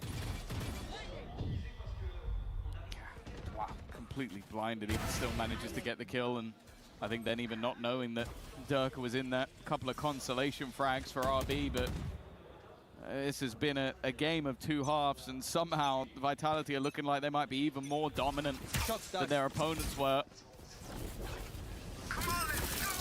Right back to basics. Faster take towards this A side. Although saying that, 2 players are in, the rest of them are a little bit further behind. They're looking to try and take the weaponry away, and they're just losing fights. This is so disjointed. Finally, though, RB has just managed to strike back with 2. It looked like this was going to be a mess, but he might have just saved them. Still a Hunter's Fury online for Vitality, but might not get a chance to use it. Nongshim sending numbers in the other direction. They think that the full rotates come in. The spike is going solo towards B main. I have to hope that they are going to delay this a little bit. I have to hope that they don't think that this side is wide open. There's no drone. There's no reveal there for Francis. He's slowing his roll a little bit. He's clearing main. He's being cautious, but they've lost a lot of space. 2 players sat inside A main. Spike outside B, 1 in mid. This is a crazy round from Nongshim. I don't mean crazy in a good way, but it's certainly something that Vitality is finding it hard to predict. It looked like they were going to late hit towards the A site, but I think they've ended up working out because of the aggression of the defense. 30 the 2 players left. caught by RB, and then the 3rd planted. after they go looking. And he might just close it. No, never mind. Chronicle's at least been able to pick him off. Now, that Hunter's Fury is still available, but it's finding a position that would bring them value. Maybe as a disruption, or maybe it just won't be utilized at all. 2 players underneath that balcony. Knows there's at least 1 down there. Chronicle's going to have to be the danger man, though. X-Ross already shooting back at him. Will be able to help his teammate out, and now it's left down to 1. Nongshim have their response. There's definitely a bit of a fisticuffs, brawly style round. But it's a round, and that's all that will matter to them. Yeah, at this stage, a slip up would probably mean letting the map go if Nongshim weren't able to take this one across the line. They do remarkably well, and I think from Vitality's perspective, they still have a timeout if I'm not mistaken. I think so, yeah. But using it would give Nongshim the opportunity to reassess. They'll approach this, just sending the op out for the pick. But the thing is, as time ticks away, Nongshim closing the distance on short. There is now some danger there for Durka. They should be ready for it, and indeed, baiting out the first shot, they'll send it back. Francis got hit on that. Already a little bit of additional damage. Drone looking to just re-clear any of the ground that they lost, and Prophet has spotted out a player towards long. It might sell a bit of a ruse that they're still going in this direction. Instead, Hunter's Fury, and that was the already tagged up Francis. That's going to be 1 gone. Timing actually works out for X-Ross, though. He's able to clear the line, but then Yuffie just swings in and pops 2 heads in an instant.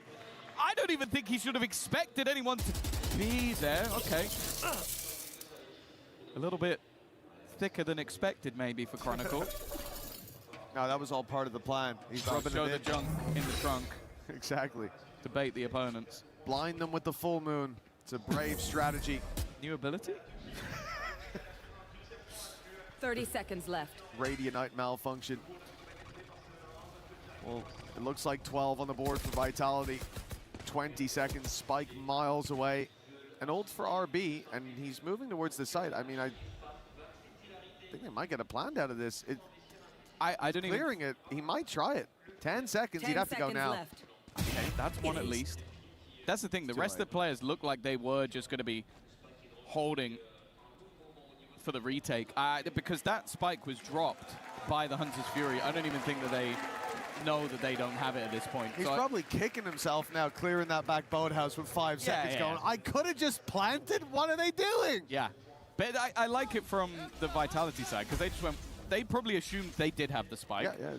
So they don't expect him to TP. They assumed he either has it or he's going to use his ult to take it, so. And then rather than leaving Chronicle half HP alone on the site, they're going to just retake it as a team. And when you have that much of an advantage, playing it safe makes a lot of sense. And why it does seem like that 1 chaotic round with RB able to be in the center of a victory might be one of the only rounds they end up with, unless Nongshim can get their first streak of rounds well, you can see what Profek's doing. He had himself a rifle. Now he's going to hide with a judge in the smoke. The entirety of the opposition waiting on the other side. Well, there's some tickle damage from Profek, letting his presence be known. Picks up the rifle. Shot landed by Durka, clean onto RB. Paranoia couldn't be better from Profek. And they've seen Danby in the corner, left him on a sliver of health. Now it's only Ivy. 50 up against 5. And a flash coming his way. He's got to run. Dodge it to start with. A kill found, but a formality surely. He has a minute to take down the entirety of Vitality as the home crowd roars. 50 seconds. And then I bet the rest of the squad's already wondering what comp they're running on Split. Yeah, there's absolutely no hope in this round. The spike's still dropped on the other side.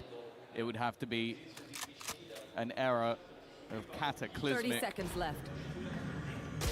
proportions, although Yumpy's given him 25 seconds.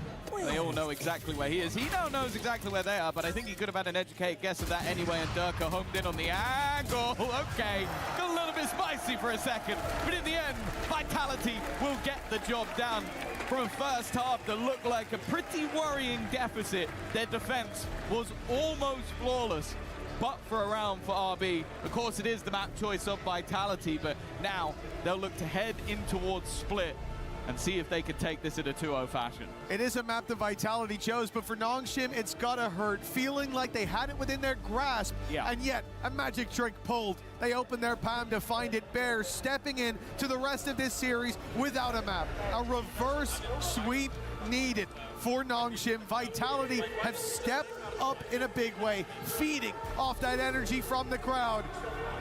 And now, one of the next two will be enough to send Nongshim home.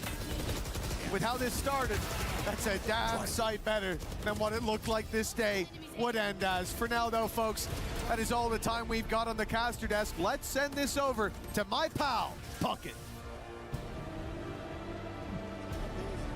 Into the breakdown here, we welcome in Athena at big time to the studio. And Athena, I want to start with you. 8-4, Nongshim on defense is making a statement. They silenced this crowd out of the gates. How did they get the early lead? It's crazy because they looked so good on that defensive side. They were really proactive, making sure they're going for a lot of these fights and setting themselves up for success. I think, Morgan, you talked a little bit about something in the green room, something about trap. Yeah, I feel like the defensive game plan here from Nongshim was rock solid. We've got some replays we can take a look through in just a little bit, but it reminded me a lot of what Leviathan were doing over in London. I think they had a great blueprint, great game plan. Then you get onto that second half and they just can't attack. Durka gets the up rolling. Chronicles there with the Vice Util in the perfect places, and Nongshim just begin to struggle. They rely so much on pace, and when they get stopped, that mid-rounding just doesn't seem to be there. I gotta say, Francis may be my favorite player on that stage. Always poking out on the defense. Didn't work so well on the attack, but let's take a look at where it was working on the defense. Nongshim had a plan. It is to lay the traps, and it was working perfectly. Walk me through some great examples. Yeah, this was a really nice mid trap here. You can see that setup doubled up towards mid. They knew that Vitality were walking up. That flash and the paranoia combo trapping them in that corner. They also threw that molly for them. Yeah, I love this because I feel like they fight Vitality ahead of the game. They don't let Vitality attack into them. They take the game upon themselves. I feel like they did an amazing job of this throughout the defender half. This is another fantastic example of a little B main refight with that recon double swing. It's so perfect because it just disrupts the tempo. It stops Vitality from getting their own double duelist rolling. So I was very impressed there. I was feeling very happy. I was feeling very optimistic. Very happy. And then the side swap happened, and now I'm angry. Now I'm sat here annoyed. Let's talk a little bit about where Vitality flipped the script. Was it purely Durka? Was it a team effort? What did you see? Because the attack was a total different story. 9-2 in the second half, Athena. I think it was definitely a team effort, but Durka was one of the main reasons because once he picked that operator, it was almost over. They were so proactive. When you look even on their pistol side, they just pushed all the way down mid with Sheriffs, and it actually worked out in their favor. But then overall, just pushing, being aggressive on their attack side. It's been really good, but they just moved onto that defense and had so much more map control. And this hold here, Durka with the 3K, just shutting down so much of these entries. It seemed like Nongshim didn't have a choice. He's a fantastic player with the operator. We all know it, but I also think he gets so much impact even when he isn't the one landing these kills. Think about the amount of times he's getting aggressive in the mains, and he just baits out a lot of the utility that Nongshim have. Running double duelist, you're not drowning in util. You need every single piece of it. So he's having huge impact, even if it's not him getting the kills. So very, very impressed by him. Credit to the coaching staff as well. This defender side game plan to disrupt and destroy a double duelist was rock solid. For those who are tuning into EWC and Valorant for the first time, who is Durka and how deep is this man into his career, Athena? Oh my God, he is the GOAT. I think he's won what is it? He's won a Masters before. Him and Chronicle, oh my God, I can't speak. With Fnatic, they've won before as well. And they've just been phenomenal. Durka, though, he's been such a good player. Getting into that duelist role, he's been super aggressive for his team. He's been playing for at least 5 years at this point, I'm gonna say. Like beginning of Valorant type beat. And he's just been so good and had such a full career. Well, the real question I have for both of you is why did you predict Durka to lose? If we take a look at your EWC play predictions, I have the tablet here. I've got all of the statistics, and you guys are 0 for 2 after yesterday. There is no way. 0 for 1 in maps to start the day. This is gaslight. Wait, did Degon select Nongshim 2-0? He selected, let's scroll down. No, we Nongshim specifically 2-0, ladies and gentlemen. Look at that right side of the screen. MIBR 2-0, Nongshim 2-0. He just picked the opposite of what we said. Yesterday, they went Gentlemates and Heretics. You guys are 0 for 4 potentially. Someone find Degon in this arena. Strong words. He's actually scammed us. This is called gaslighting. Yeah. And that's what's happening. Wow. Reminder, guys, you can get on EWC Play as well. It's on the Esports World Cup website. You can check out not just Valorant, all of the games, including Fatal Fury and more, as this is week 1, and we are very much in the thick of the games. Before we kick off this game number 2, we're going to see Nongshim on the defense. It is an attack chosen once again by Vitality. Does Nongshim have an advantage on their map pick? I think they'll be feeling great about this. Split is always a good map for them. Game is ready. Let's go to the casters.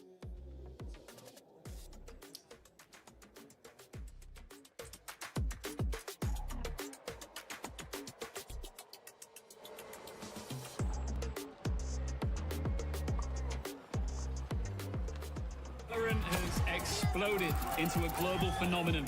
Spike planted. 16 teams vied for the crown, but now only one will take it. Watch their dreams shatter before them.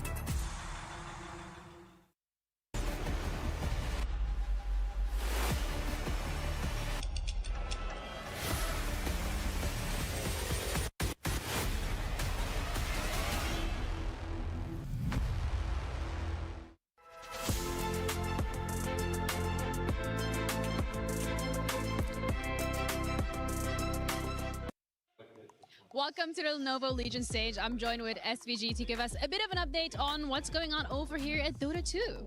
A very interesting group stage so far. We are seeing a return to dominance for a lot of the European squads. All right. You know, they had a little bit of a mixed year, but now they're topping the group 1s and 2s, dropping barely any games here.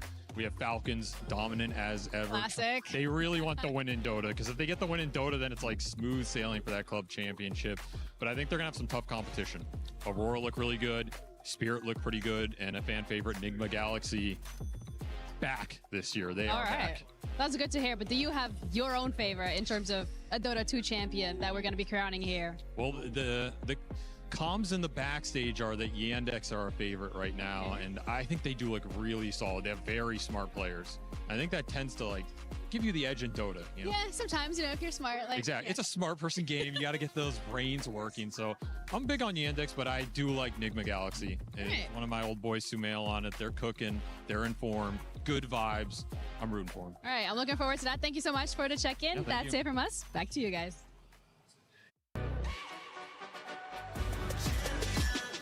This ain't no regular thing. Came for the ring, you know what I mean. You see my name in the lights. Better get right, I'm champion.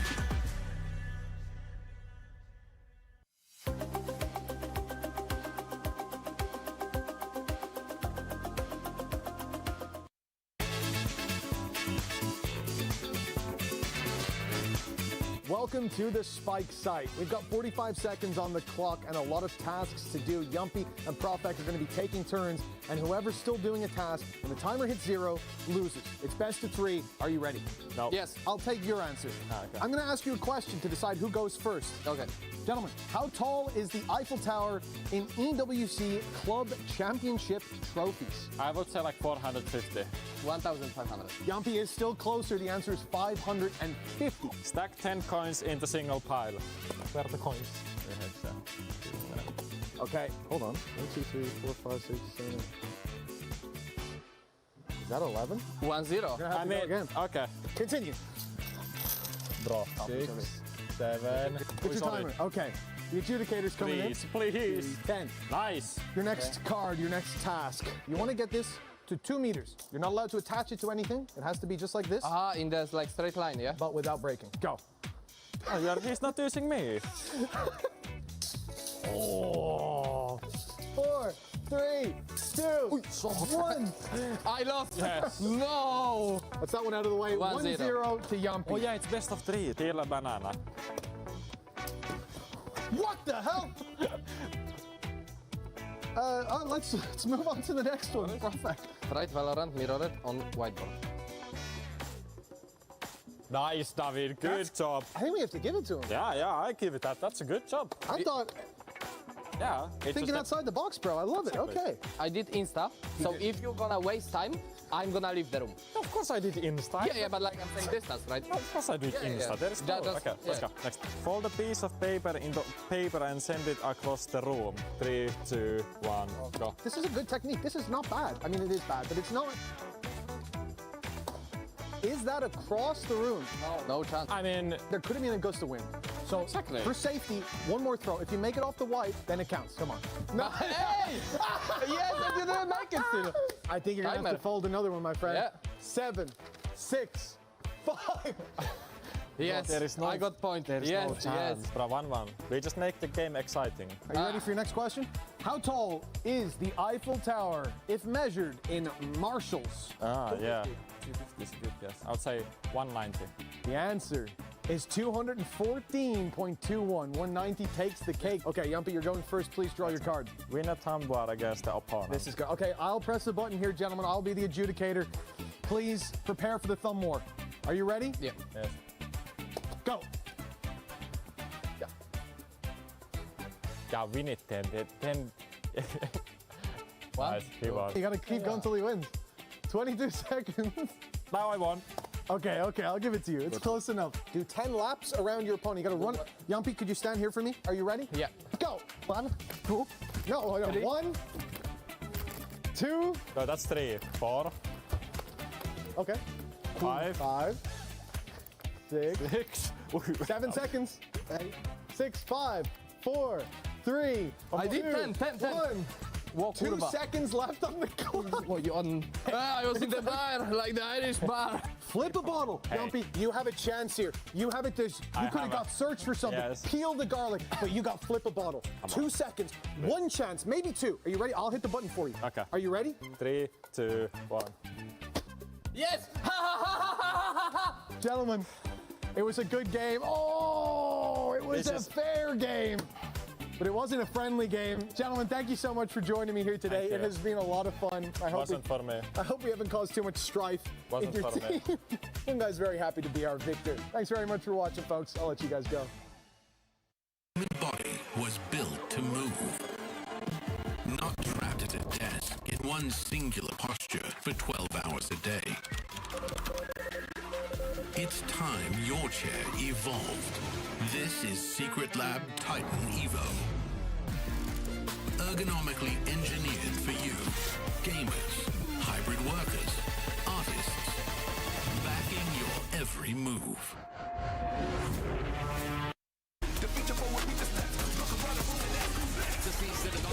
It's a nice shot from Starso. I don't know if he has time for this one though, Kev. It's going to be very close. Oh, that is unbelievable.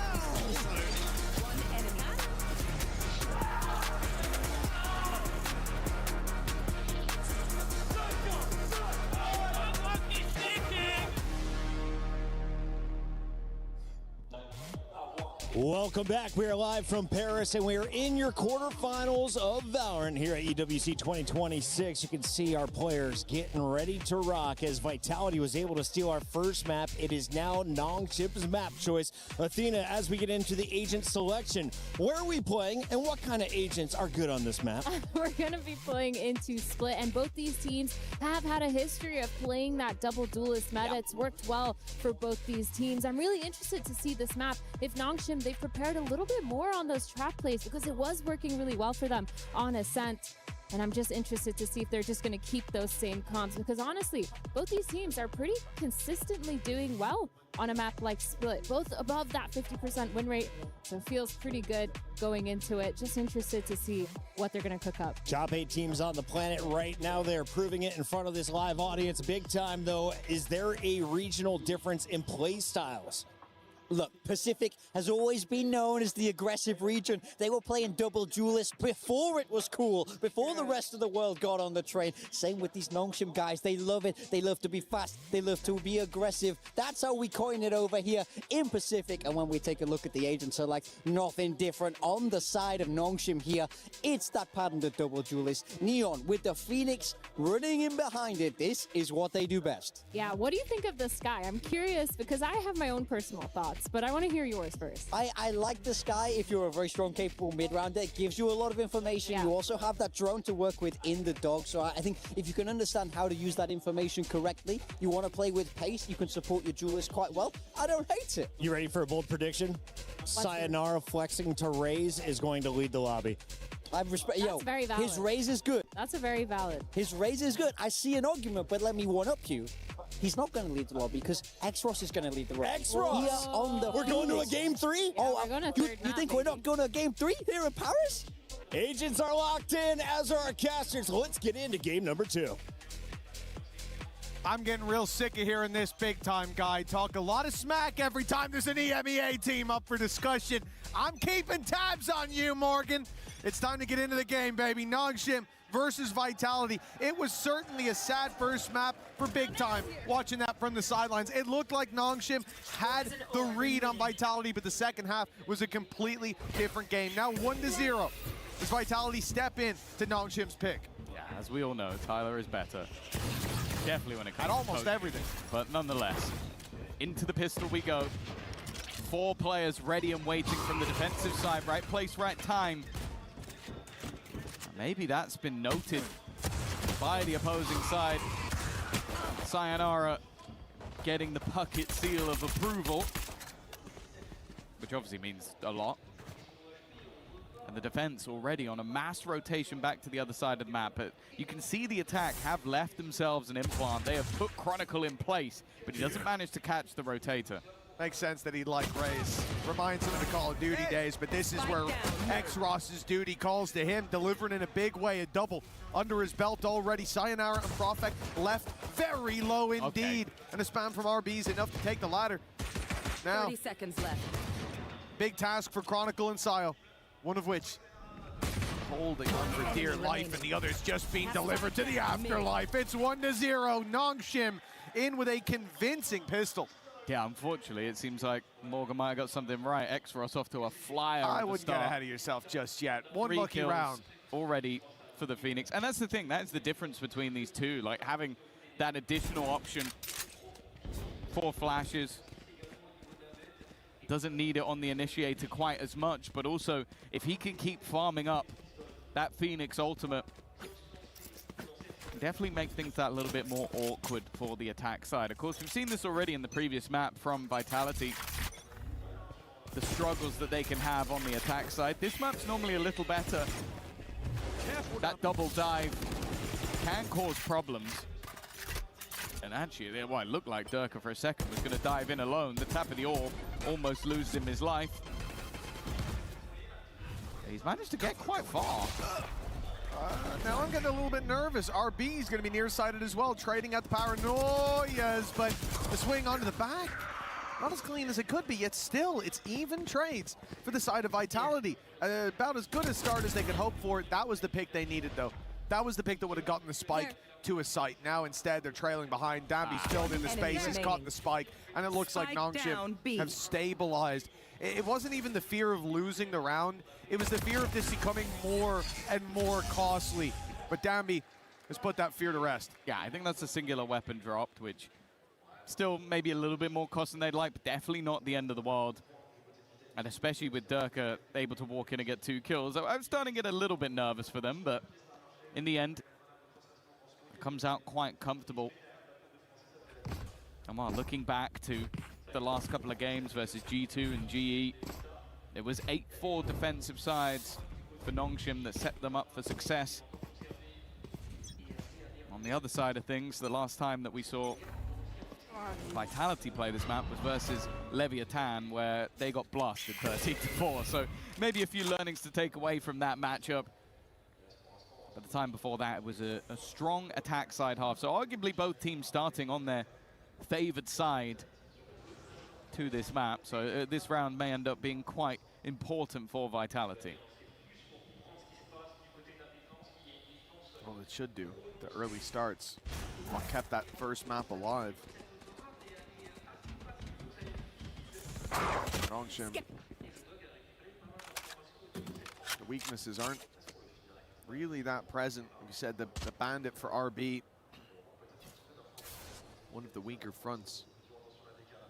A lack of information later into the round. X-Ross goes looking, even uses the hot hands in the corner, desperately wanting that damage, and Danby is ready to pounce on the back of it. I mean, they've spotted now 2 players outside this A side.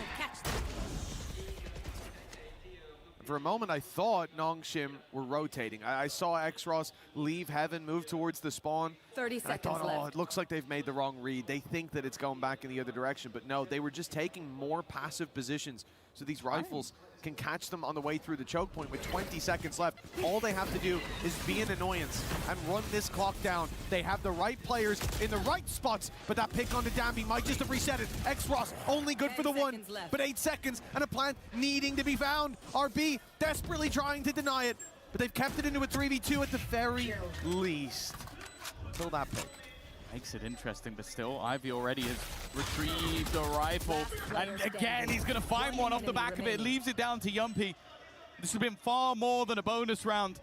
Ivy with the chance to give them a 3-0 start and steal it away. It seems like Yumpy started to clock on to where his opponent will be coming from. And the IGL will clutch out the round, but it's a little bit worrying that they even needed that clutch to begin with. Yeah, I heard a deep sigh from Big Time backstage, but there's no need to be deflated. That was a big round for Nongshim. Making it that close, giving that much of a chance for this to go across the line. Bloody impressive. Considering the Vitality squad break into that site and immediately deal with Danby, it comes way too close in the end. But a plant found. With 1 man alive, Vitality find their first round of the board. Now, it gets a bit more difficult. This time, Nongshim are fully armed, and Profect is being blindsided by RB. Yeah, you almost have to be a bit frustrated if you're Profect in that moment. Look at the corner that he died in. You kind of hope that your teammates might have you covered from that sort of an aggressive swing coming out from the defensive side, but the flash was just good enough that they were all blinded on the other side. It's still a bit worrying, but hey, great work from the side of Nongshim early on. And if RB is going to have a similar performance to what we saw on the last map, we might be seeing a 3rd one after all. It's those defensive setups as well, rearing their ugly head back from Ascent. That was the problem that Vitality ran into and really struggled to crack the code up. Big fight up in Heaven, at least the trade there. Now Vitality pick up the pace towards the site. They know they want to have a fight from above for at least a moment. But Francis still needs to be rooted out from that site. X-Ross's ultimate dealt with. Francis taking a tag. He's still standing his ground. He looked unfazed, but 30 seconds left. Now the showstopper should send the rest scurrying. Man advantage, possibly even off the back of it. It was Durka to deliver 3. RB all alone with the same task at hand. It looked like this was another stellar round in the early, but the recovery has looked good. RB with the chance for a freebie, but he's looking for a little bit more. He's hoping that Sayonara never looks up, just keeping an eye on him constantly. There's the jump down. Allows him to cross towards the site. Smoke on towards the spike as well, just to create some danger that the opponents have to deal with already. Looking for the half, but he's so desperately low, and Yumpy was quick to hand. A huge round from Durka, almost using that showstopper as a distraction. But his triple is what gives them an even score. Oh yeah, he saved the day on the Heaven fight. Onto Dombi. I mean, the second one, oh yeah, no, the showstopper did go too far. So yeah, that wasn't, I thought he got the kill ahead of the rocket, but no. No. He got the kill instead of the rocket. No, the rocket was not close. That was actually much further than it looked when he was clicking on my screen, but a little flick of the wrist, unlucky. 2-2. Vitality now face off against Pistols. Their reward starts out with an easy pickup from Durka and a spray onto the wall. An excitement. Well, then I see him step really close to a smoke versus an eco with an outlaw, and I'll be honest, I start to get a little bit worried, but I'm sure he won't go much further than this. You know, it is Durka, a chance to farm, and already another one picked up. The trap play, looking to try and put the pressure on, but he has the support of Sayonara. The last showstopper might have ended up as a fake flash, but if he can build up to the next one in quick succession, he's not going to worry too much. A flawless round.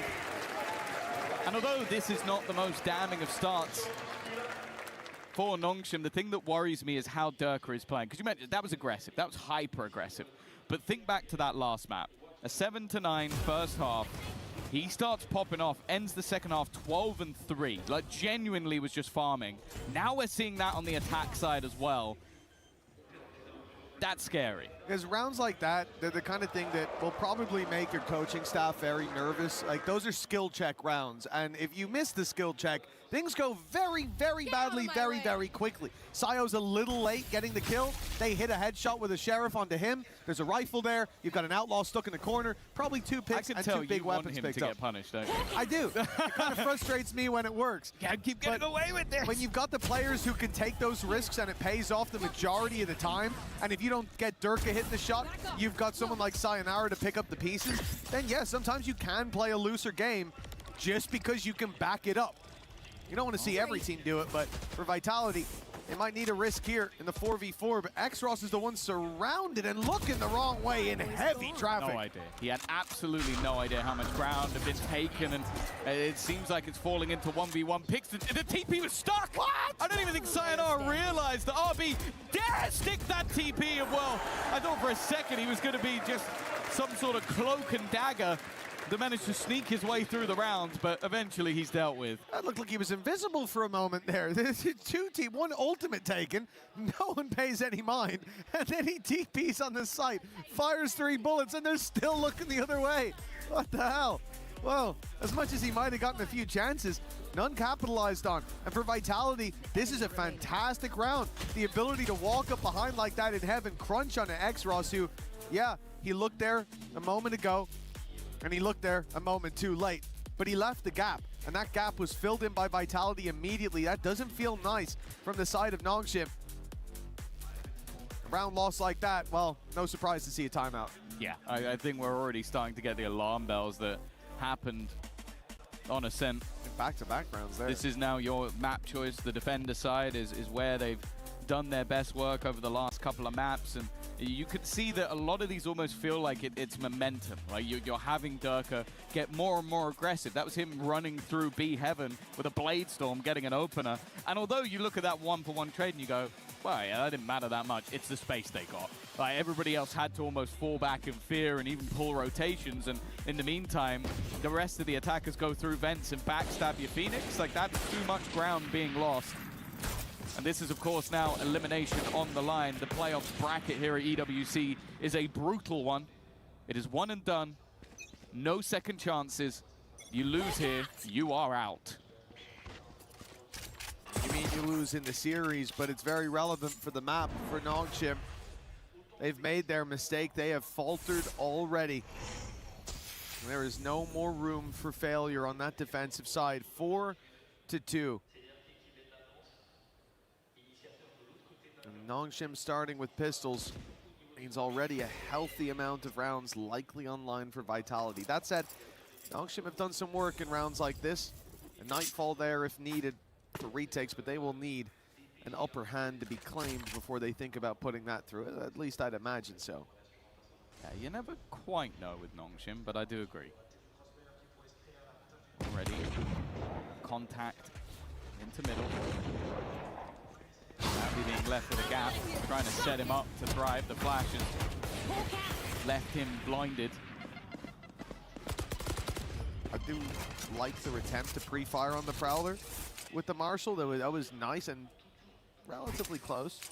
Time to hunt. 30 You find seconds nothing with left. that.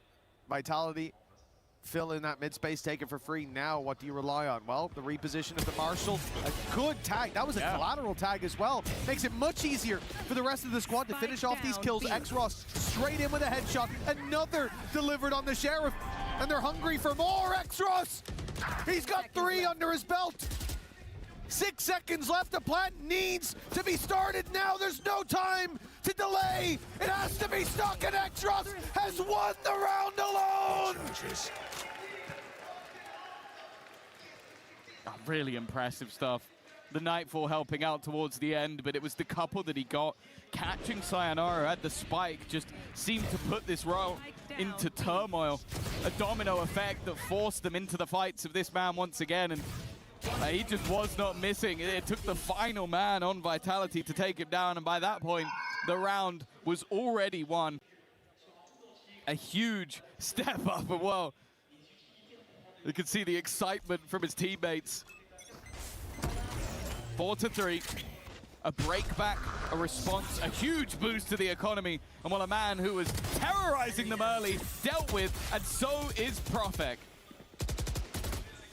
I like the pace from Vitality. They want to get right into Nongshim's face. They lost the round. They want to get right back on the horse. But Nongshim, they stand and greet them in every single battle, bar one. They come out with a flawless victory. That is huge from Nongshim. You win one round, it's a flash in the pan, but then you shut them down immediately right after. And the pressure is on to Vitality all of a sudden. Yeah, oh, it looked like there was a world where the momentum of the last map, the streak of rounds from the attack was just going to give them an immense half, and then some individual brilliance from X-Ross.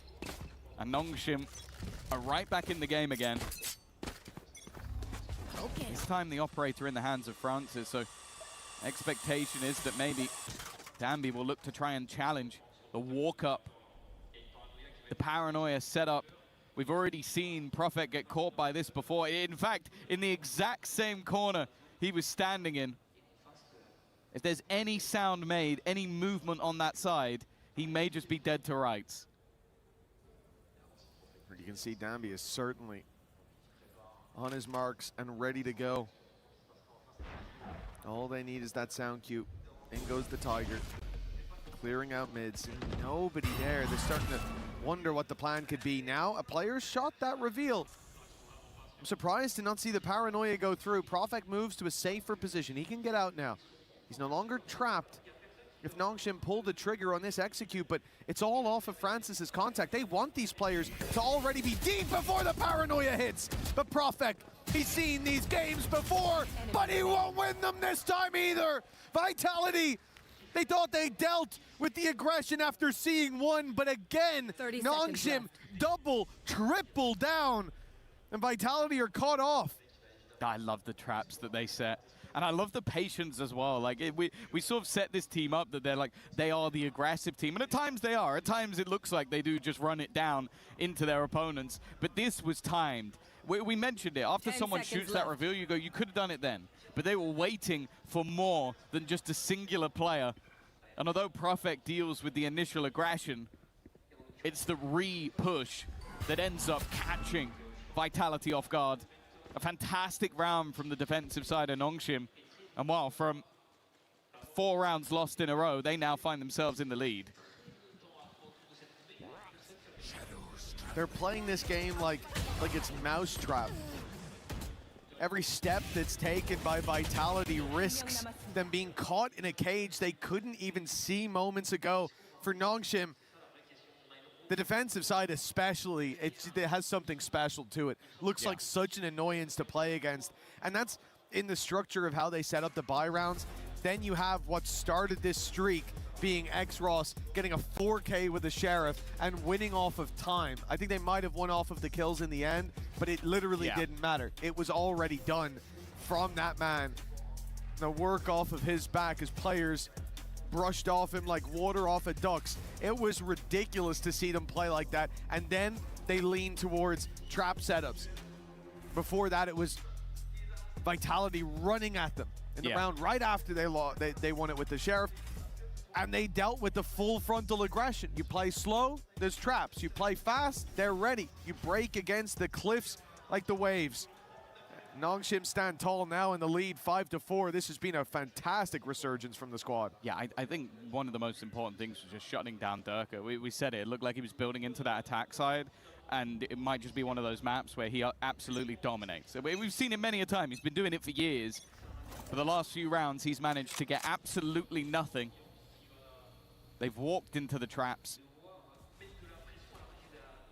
And now the question is, how do Vitality react? Because you've tried the fast-paced hit, and you've been met by a Danby operator. You've tried the slow round, the default, the push into mid and then fall back to B, and you've walked directly into a trap. Where do you believe that the gap can be found? And you could see the early patience, because especially go back to the last map, normally once they took a pause, Nongshim went for this crazy aggressive ultimate-based round that ended up just blasting them out of the server. So they're just sitting, waiting for now. But if anything, with this operator just honed in on the angle, they're almost playing into their opponent's hands. It depends on the push itself. Sky's on the rotate over. But Yumpy out of flashes for the time being. It means they go in blind. A cloudburst not providing enough cover. A deep showstopper not landing. And an ultimate pop by X-Ross. He keeps control of mid for a moment, then slides into the site, but there's nothing left to do. What? RB ran into the smoke. He's a madman. But Francis is there to carry them across the line.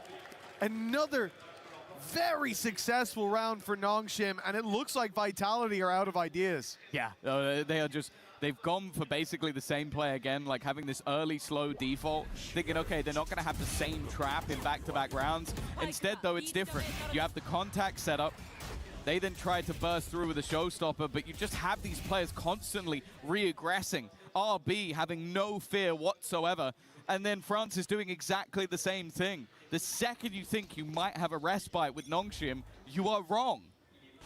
And what, 6-4. 4 rounds in a row now for the defensive side, directly after a pause was taken for Vitality. Again, we start to look towards the French organization, the EMEA squad that maybe has the most hopes of challenging for that title. It is the same again. Danby with a crispy opener and gets rid of Sayonara. It's got to be frustrating to run into him no matter where they go. Now he runs into them, but Dirk is there to meet him. The Marshall winning the fight out. Giving a chance perhaps to Vitality still. There's so many players here on the rotate. Ivy not caught by either flashes. Primed for that push out, and he's catching them all. It's Ivy with 3 that quells any hope from Vitality in this round. They remain on 4, while Nongshim now have a chance for an 8-4 half. Yeah, I think when we were sat there with them 4-2 down and they took a pause, I wasn't massively believing they'd be able to turn it into maybe even a half victory. But now they're potentially going to walk in with an incredibly comfortable one. I don't know what was said by the coaching staff, but evidently it's worked out. And sure, I think credit needs to be given to X-Ross. That spark, that flame that seemed to just turn them around. I think it was Danby just screaming his heart out the second that they won that round. And he's now been devastating ever since. But this round was all about Ivy.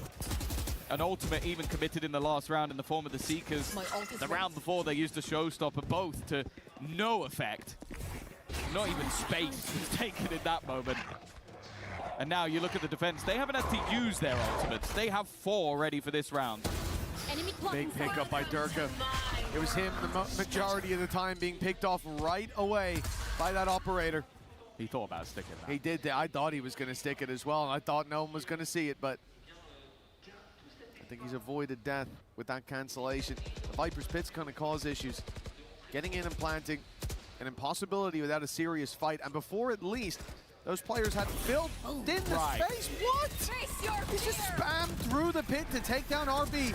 Now Durka's got Viper. Viper, but they don't know about Extras! He was in that pit, hiding, waiting, biding his time! He takes that burden from his team and carries them to 8-4 at the half. Just me. My God, that was an insane round from him once again. He's had most of his kills in 2 rounds, but those 2 rounds have been some of the best rounds I've ever seen in my life. I thought the moment that pit dropped, he was in trouble. It turned out that was their safety net, not being able to know where he is. That was a kindness that he was giving them. And you could see it again. Absolute insanity from Exos in this round, and a well-deserved half lead for the side of Nongshim. Now that was absolutely fantastic, but you know what? I've heard we've got a little bit of entertainment for you as we go to the halftime break. Yes, a little bit of entertaining here, because once again, you know there needs to be a team standing strong against the crowd's favorite. It was Energy yesterday. Today it's Nongshim, and I'm joined by Daphne and Jean, French Nongshim fans. Daphne et Jean m'ont rejoint, 2 fans de Nongshim. So my first question is going to be, I'm very happy to welcome some fans here on stage. Être sur scène, qu'est-ce que ça te fait? Vas-y, décris-nous un petit peu la vue. C'est un peu intimidant, honnêtement. Et moi, ça me fait plaisir d'être là pour Nongshim parce que je sais que dans la salle, on est moins pour eux. Et du coup, c'est pour montrer notre soutien, c'est cool. Et on est content de t'avoir aussi. It's a little bit intimidating here on stage, but we need to make noise because there's a lot of Vitality fans, of course, in the audience. And my second question is going to be, you know, you guys are French, so do you have any recommendations, you know, for the esports fans that are going to be coming all over the summer? Est-ce que vous avez des recommandations du coup? Peut-être quelque chose à faire, quelque chose à voir à Paris, quelque chose à manger? Pour voir, il y a la base, la Tour Eiffel, l'Arc de Triomphe, mais je pense que c'est bien aussi de faire le tour des quais de Seine et d'aller un petit peu sur les bateaux, etc. Wandering around, maybe un truc que t'aimes manger, toi, de ton côté? Pain baguette classique, franchement, c'est très français, très cliché, mais ça reste très bon quand même tout le temps. We have the best bread in the world, of course. Who is your favorite player? Who is your MVP in this Nongshim team? C'est qui le MVP chez vous? Chez nous, c'est Xros. Le super clutch qui vient de mettre en plus pour terminer le half. Et pour toi? Moi, mon préféré c'est Ivy quand même, il est très très bon quand même, il a un énorme aim et j'adore ça. Ivy and Extros fans, let's see if the boys can carry this game on the second map. Thank you very much, Lou. Well, it's time to see if this story's ending here or if there's another chapter yet to be written. Vitality trailing at the halftime, and it might be intimidating up there to cheer for Nongshim, but you know what? You had an easy half cheering along. I didn't hear a lot from the Vitality fans. No, I think they're a team that it's impossible not to like. They're probably the nicest of all the players, but then you get in the server and you see them do some of the nastiest things you're ever going to watch in your life. I think both Extros and Ivy, good choices. But is there going to be a response again? We saw this in the defensive half of the last map. It looked like Vitality were maybe going to go into this map with a deficit. Instead, they came out with an advantage. Is it going to be the same again? They might just need another pistol. And already, Dirk under serious pressure. I'll be honest, I don't know how he's alive. He was going out for a knife kill, but it's quickly spiraled into favor for Nongshim. It's a little bit messy. Yumpy barely survives. 22 HP, a stray bullet will take him down, and they can't hold the spike under those conditions. It's time to fall back. Still a paranoia to play with for Profek. He spotted them. The retake of ramp underway. Profek fleeing to spot them. Oh, it's a messy fight. Nongshim were both ready for that. Ivy and Francis trained in on the angle, and now it's only the low HP of Yumpy. I think they saw him. They've definitely seen him on that peek up.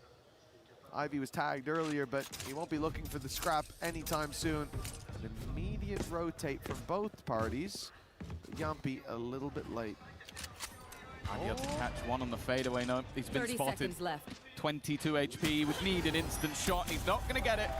It's the pistol now under the belts of Nongshim, and They do look like they're running away with this now. They were so quick with that as well. Ivy jumped onto the rope and then jumped off it, so he hears both hit it and thinks, well, they've both dropped. Okay. Even peeking in, looking down below for that little head peek angle, and then surprise, my guy's standing up on top waiting.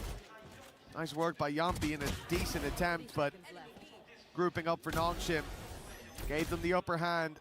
The reposition was perfect. That's another pistol under their belt, and I'll tell you, as I said, the crowd had been quiet. I heard them start the chant again for the second half in favor of Vitality, but once again,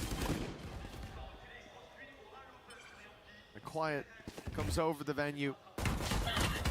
Nongshim should have an easy time in the first few fights. In fact, all of them look incredibly simple for the squad. It's an eco from Vitality, of course. They had the same trap, the flash initially and then the paranoia through the wall for the defender side, but they didn't get anything from it. Of course, the weaker weaponry made that quite a bit more difficult, but also the passiveness of Exros, meaning he wasn't caught by any of it.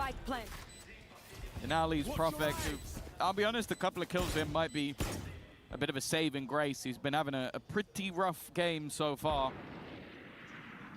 Does he check? Oh, no. Oh, yeah, he does. Okay. That's at least one.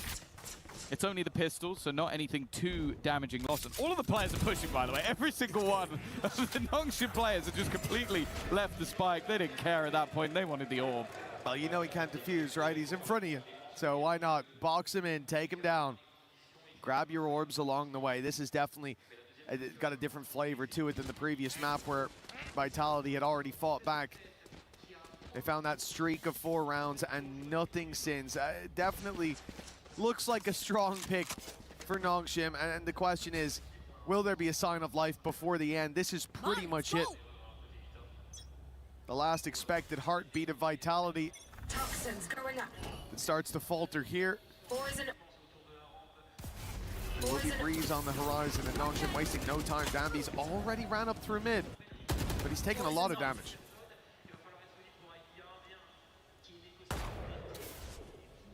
This is a round that it's safe to say Vitality cannot afford to lose.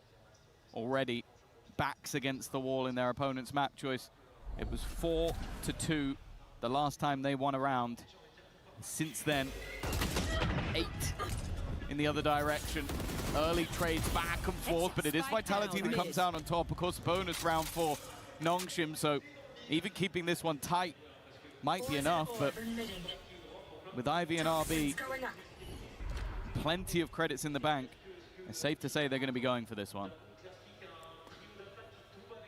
certainly with how the rounds have gone for them so far, they've given them a decent chance. The pressure put onto RB, good paranoia. They'll use it to TP as well, and I'm not sure they will have heard that. I think so. I think Profek was hit by the paranoia as well. 30 seconds left. They definitely know about him now, a little bit late on the spam. But all the while, he is just buying time. 20 seconds for that flank to come all the way around. Running out of time, running out of chances to get this across the line. It's got to be a more aggressive play, and well, that certainly was aggressive from RB. They know where Ivy is. He's got no time to connect these kills. And you can see Durka just flees, realizing he can win it off time alone. But Profek will at least secure Vitality a 5th round. A chance here, but a long road ahead of them. Yeah, I think that even in that moment, the goal was to just try and take weapons away. I think they knew at that point they'd already lost the round just off the back of losing the spike in this scenario, but even still was a bonus, getting rid of 3 guns. And if they'd won that fight, it would have been a 4th. Still feels like a mountain to climb for the Vitality side, and just looking at Exros, unfortunately, there's going to be a very smug Morgan when we get back to the desk, because he has been incredible, and he has the running back online. Yeah, that's the scary thing about this round for Vitality. Credits all put on the line for Nongshim. They have ultimates to throw at it as well. They've looked good when it comes to the buy rounds. They've got the majority of the defenders towards the A site, which means Profek stands alone. He's isolated. But he's isolated a duel to start. Down B. Not bad. Now teammates coming to help out. The spike recovered by Danby, but he's going back in. They're not giving up on Nongshim. They know there's numbers here. They are not deterred, and perhaps they should be. RB TPing to the side, spin hard, but he gets the jump on Chronicle. Looks back to Durka. He's dancing around that pillar, but has no idea that death is right above him. Durka's adjusted. He detected Ivy, I don't know how. And he's left RB all alone. The spike in Durka's possession. Yumpy at his back as well. They're now together. The high-low in play. A firing squad whose only job is to execute this omen. When he steps into their sight line, 30 seconds left. The smoke will cover him for now, but into the fight he goes, and out of the round. Vitality, another lifeline delivered, but many more needed. I think good initial work by Prophet to slow them down. I think especially just finding an angle where he couldn't be spotted by that running back. But then it is Durka. It's Durka just sort of flipping back to the player above that turns this round on his head. It looked like for a moment that was going to slip away from them. But once they get into that 2v1, solid positioning to make sure it was incredibly difficult for RB to isolate any of the angles. I also don't think his smoke helped him out too much. I understand what he was trying to do, but I think it kind of boxed him in with no angles to fight. Aggressive stuff from the defense though, and wow, versus a low buy, this might end up being a problem. It's an immediate stun by Danby and the flash that came out from X-Ross. That is what gave them the upper hand, but oh, push comes to shove. Somehow they're still holding on. This looked like Vitality were falling, or sorry, we're crushing them, but they've fallen behind. Sayonara is desperately low, but he survives the spam of the Guardian, and indeed survives the round. Vitality, 7-10. I'm starting to believe it's possible. A 3-round gap is where this game changes. Yeah, we've seen this already in the last map. Desperately far behind. They then manage a mass streak of rounds, and although some of these have been a little bit tighter, I'm wondering if we might see that pause coming out once again. I think the Nongshim coaching staff have been incredibly proactive. Even in the last game, it was the same, where they were in the lead and they slow things down a little. Clearly not feeling the burn just yet, but I'm looking at that operator into Durka's hand. It was a game changer on the defensive side of Ascent. But on this side, it seems like he'll be on the wrong side of the map. This is looking like an A-hit for Nongshim. Well, it's looking like they don't have much of a choice, Tom. There's no coverage outside B with full control there for Vitality. The only thing is the defense is waiting for that fight on middle, not knowing it's coming in the other direction. Yumpy taken out of the round, and the team P cancelled from Profek. Danby single-handedly got them this site, got them the plant. Wow, gotten them a huge advantage and probably forced Vitality to save because he spammed through a pit and a smoke. That part's a little bit BS. The rest of it was impressive. The last bit, more frustrating than impressive. But got to be incredibly frustrating for Vitality to now see that round drop like that. Yeah, this is the Danby effect.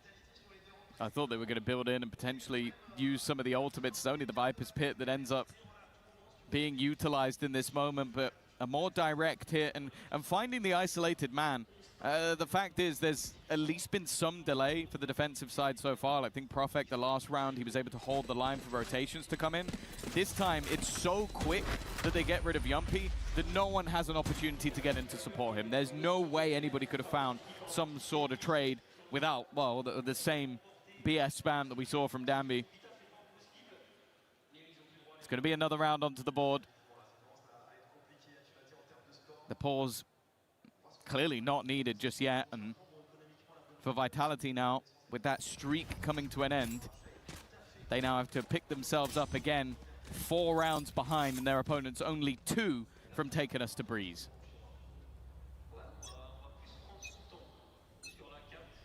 Toxins going up. Oh, for Vitality, as you said last round, the isolated man found the one without delay. This time, they're going to leave Profek towards the A side. A man who can escape, at least, perhaps delay with the paranoia, but not from where he is. Again, the idea from Vitality is to look for the mid-fight and to leave Durka embedded where he is. He's going to have a challenge. He was seen. There. It doesn't seem worth it anymore. I was about to say, when you've been spotted through the gap in the smoke, the value of this diminishes massively. An expected mid-push almost feels like a death sentence. They're going to flash that? Instead, though, they seem very ready for Durka's positioning. They were. Danby able to bait the shot, and he's looking to try and do the same again. He's just looking to try and fight him alone. And while he's lost his life because of it, no trade to be had just yet. And cover available to help out. RB, however, has just TP'd to the other side of the map, clearly realizing that Profek had abandoned it, given that information over by Ivy. And they'll find themselves a post plant with the defenders fairly far away. With the time and space lost by Vitality, it's almost a good trade for Nongshim. They're a man behind, but the clock plays as their 5th man here. The dog sent through, cancelled immediately. That's so much info denied. Great spam. Ivy's done wonders here. Reading those rotations, calling for the spike to make it over here. And now stopping the information game. Vitality go in blind. They lose Profek right off rip. Sayonara's down and out as the flood in sees Vitality washed away. Durka, try as he might. It looks like he has absolutely nothing to say. Nongshim, 12-7. 5 chances to close this out and bring us to 3. And this is something I've really loved about watching Nongshim, is it's just they get the piece of information they need and they will make the bold call. The bold call is to just TP into the back of that site. Go, I've spotted the rotations, I know what's going on, we can get a plant, and it's going to take them ages to have those rotations. And as you said, I feel like even the spam that he went for to deny that information, it's a bold play.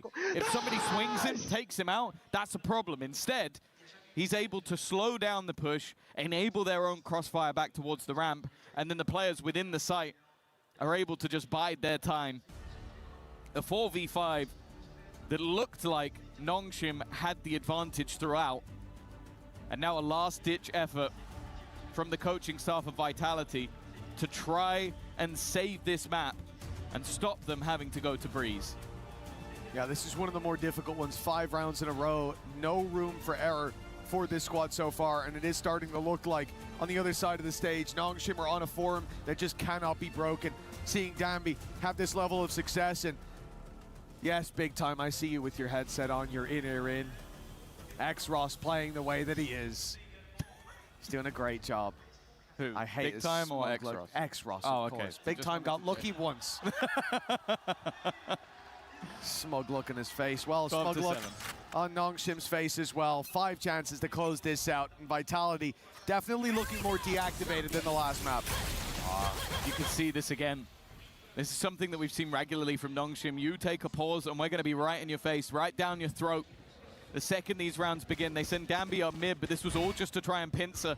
We saw this in the last half, and now Durka's the one under pressure, but they've kind of bypassed him already. The site is firmly under their control. In the meantime, Sayonara has popped a showstopper that's achieved nothing. And although Durka managed to get a free chance of success, he's completely missed the beat. 2 players already down. Sayonara desperately low, has to flee. And with time against them, now a 6th man it seems. This is looking done.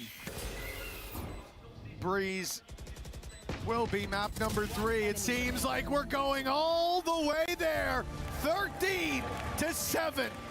A resounding defeat dealt to Vitality in front of the home crowd.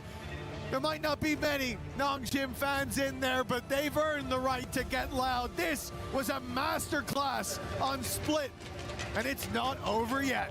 Oh, very, very comfortable from, I want to say, like round 6 onwards.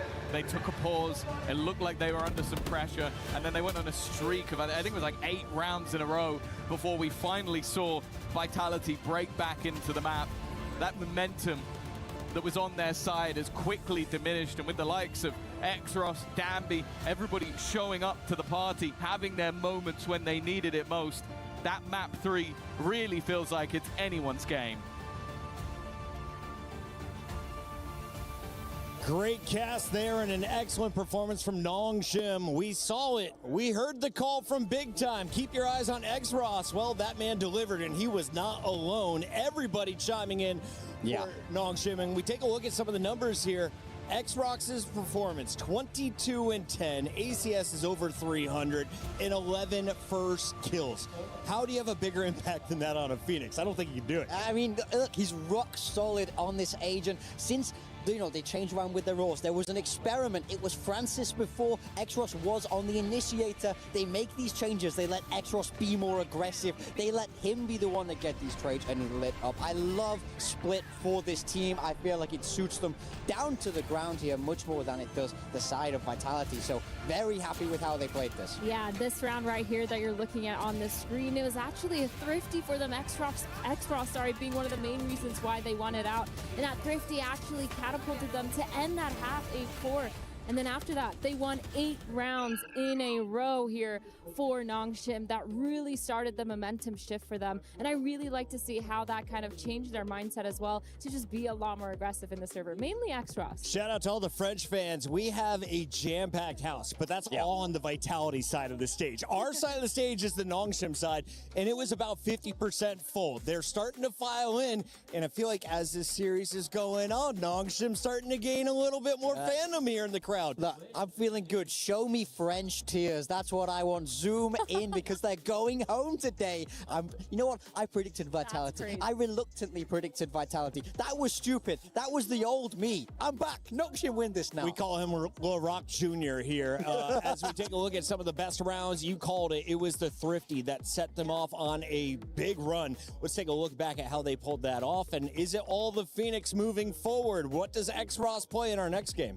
Yeah, I mean, I think we have to wait and see for that. They do love that double duelist over there. But on Split, this was the round that made the magic happen. I think Vitality made a big mistake here. I think they were far too slow against the eco. They worked the map too much, really, and they didn't give themselves enough time to hit into a stacked site here. Yeah, you can see on the clock, 4 seconds left. They can't even get that spike down. X-Ross peeking, getting that pick, a 4K for him. But yes, just playing that map really, really well by Nongshim, and it feels like just over and over again after those first few rounds that they started winning out. X-Ross also was on top of that, but so was RB. Everyone was starting to perform slowly, and they just racked up a lot of those. Did Vitality make a mistake giving Nongshim defense early?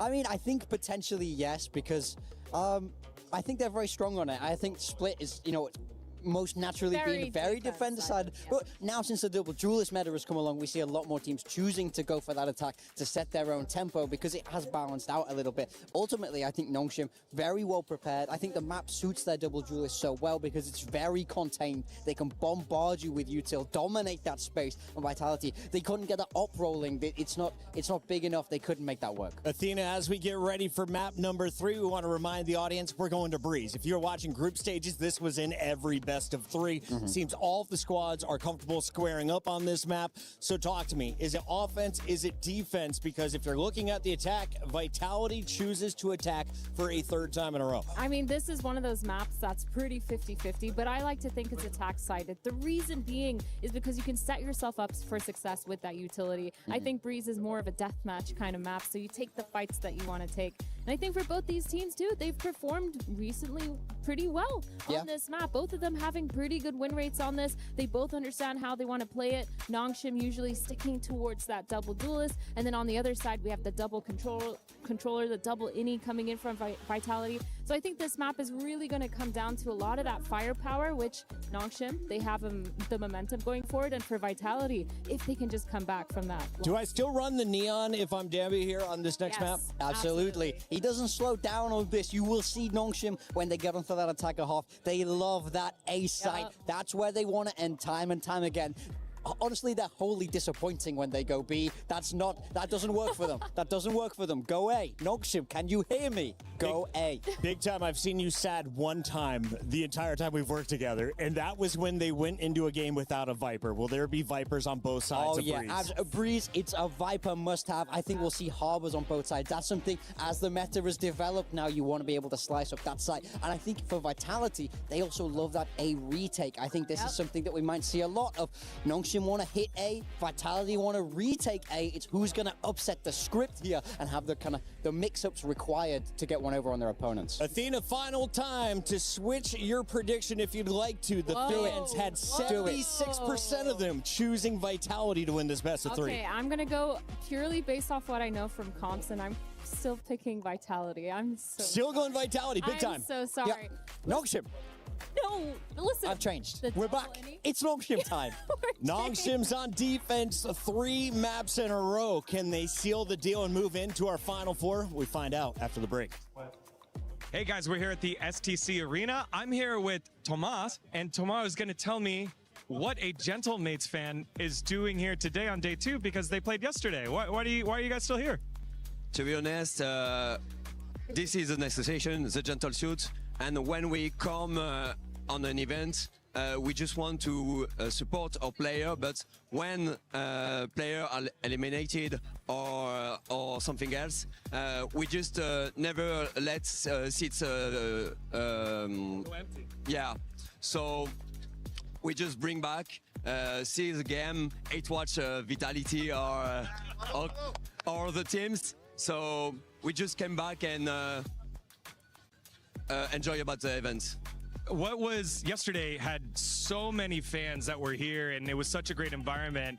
What was your favorite part about yesterday? Yesterday it was really insane, to be honest. I did not expect that for sure. And when Prox 1v4 was really insane, as was like all the arena. The atmosphere was very insane, so it was a pleasure. Well, the mates are always great. Thank you so much for being here and enjoy the rest of the tournament. Gentle! Gentle! Gentle, gentle, gentle! Play is in our DNA. Whenever we let it out, it becomes our superpower.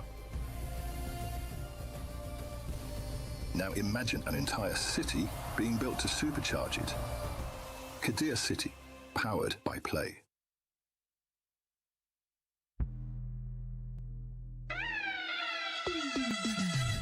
I think his attention to detail is very, very high. In the smallest things that most people won't notice, he will be all over it. He will learn everything from it, so I think that's one of his best traits. Durka is just genuinely one of the nicest guys in the world. Even though he's a guy that has won many things, that has been right at the top of this game, and is known for being Durka, super humble, super chill, and really nice to get along with. When he gets the ball rolling, he is unstoppable. Once you just flick that confidence switch in his head, because he gets, as we would call it, an icebreaker into the game, he is able to just start picking things off, making decisions based on intuition. And Brock now is just going to rip away, Prophet can rip away the rest of the opportunity. Dirk would have to clutch here. Chronicle's still around somewhere. He needs to come in and help out. Oh my God! He's the best smart confidence player that I've ever seen.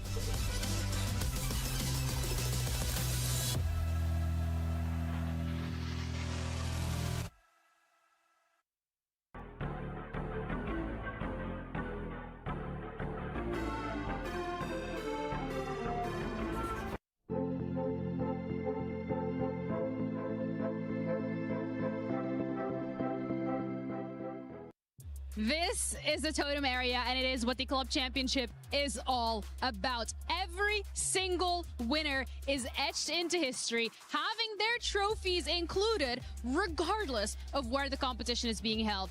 Whether it's Riyadh, whether it's Paris, it doesn't matter, because if you win a trophy, you get not only your name on the wall alongside a title that you've won, but your trophy included in the language of the team. And for the losers, this is what it's all about. Not only do you get your key crushed by your opponent, but it gets put in to the wall as well for everybody to see right on display as a memory of the shortcomings of the competition that teams have had here at EWC. The dream the goal, the battle is to win and lift the club championship trophy. For 2 years in a row, since EWC's inception in 2024, Falcons have been able to do it. But we're in Paris now. It's a different location. There are different teams, and the competition is fiercer than ever. You lose, not only does your key stay on display on the wall, but at the end of EWC 2026, another totem will be lifted. The crushed keys put into resin at the bottom of it, and the winners putting their name down in history regardless of where EWC is being held.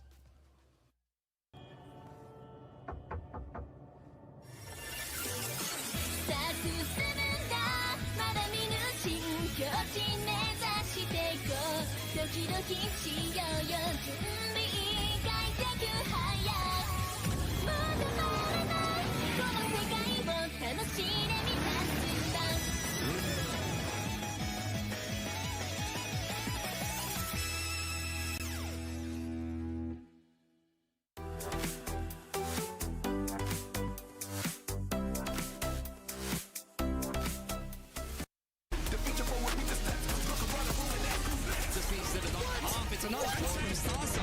I don't know if he has time for this one though, Kev. It's going to be very close. Oh, that is unbelievable.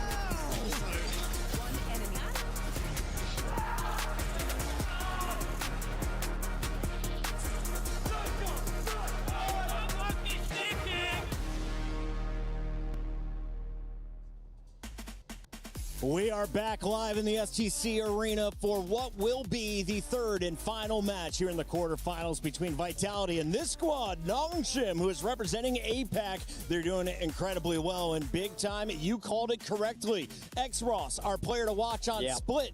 Is he still your man to watch going into our final battle on Breeze? Look, I think he'll be good, but I think this is a bigger map. It's much more open. I'm looking for those supportive players to really make the difference here. I want to see Ivy have those pop-off games. He's done it before. I'm feeling another one coming. He's fantastic here on Breeze. And on the other side, Athena, we've got Vitality. Who you got eyes on? Ooh, that's a good question. I think Chronicle, he's been having some standout moments, but I think on a map like Breeze, I'm really expecting him to play really well on that Viper being that Senti.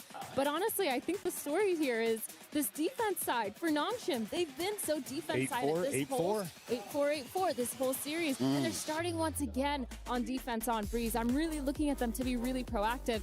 And I think they're probably going to stick to the double duelist. I'd be shocked if they didn't. We do have the Agent Select coming in now.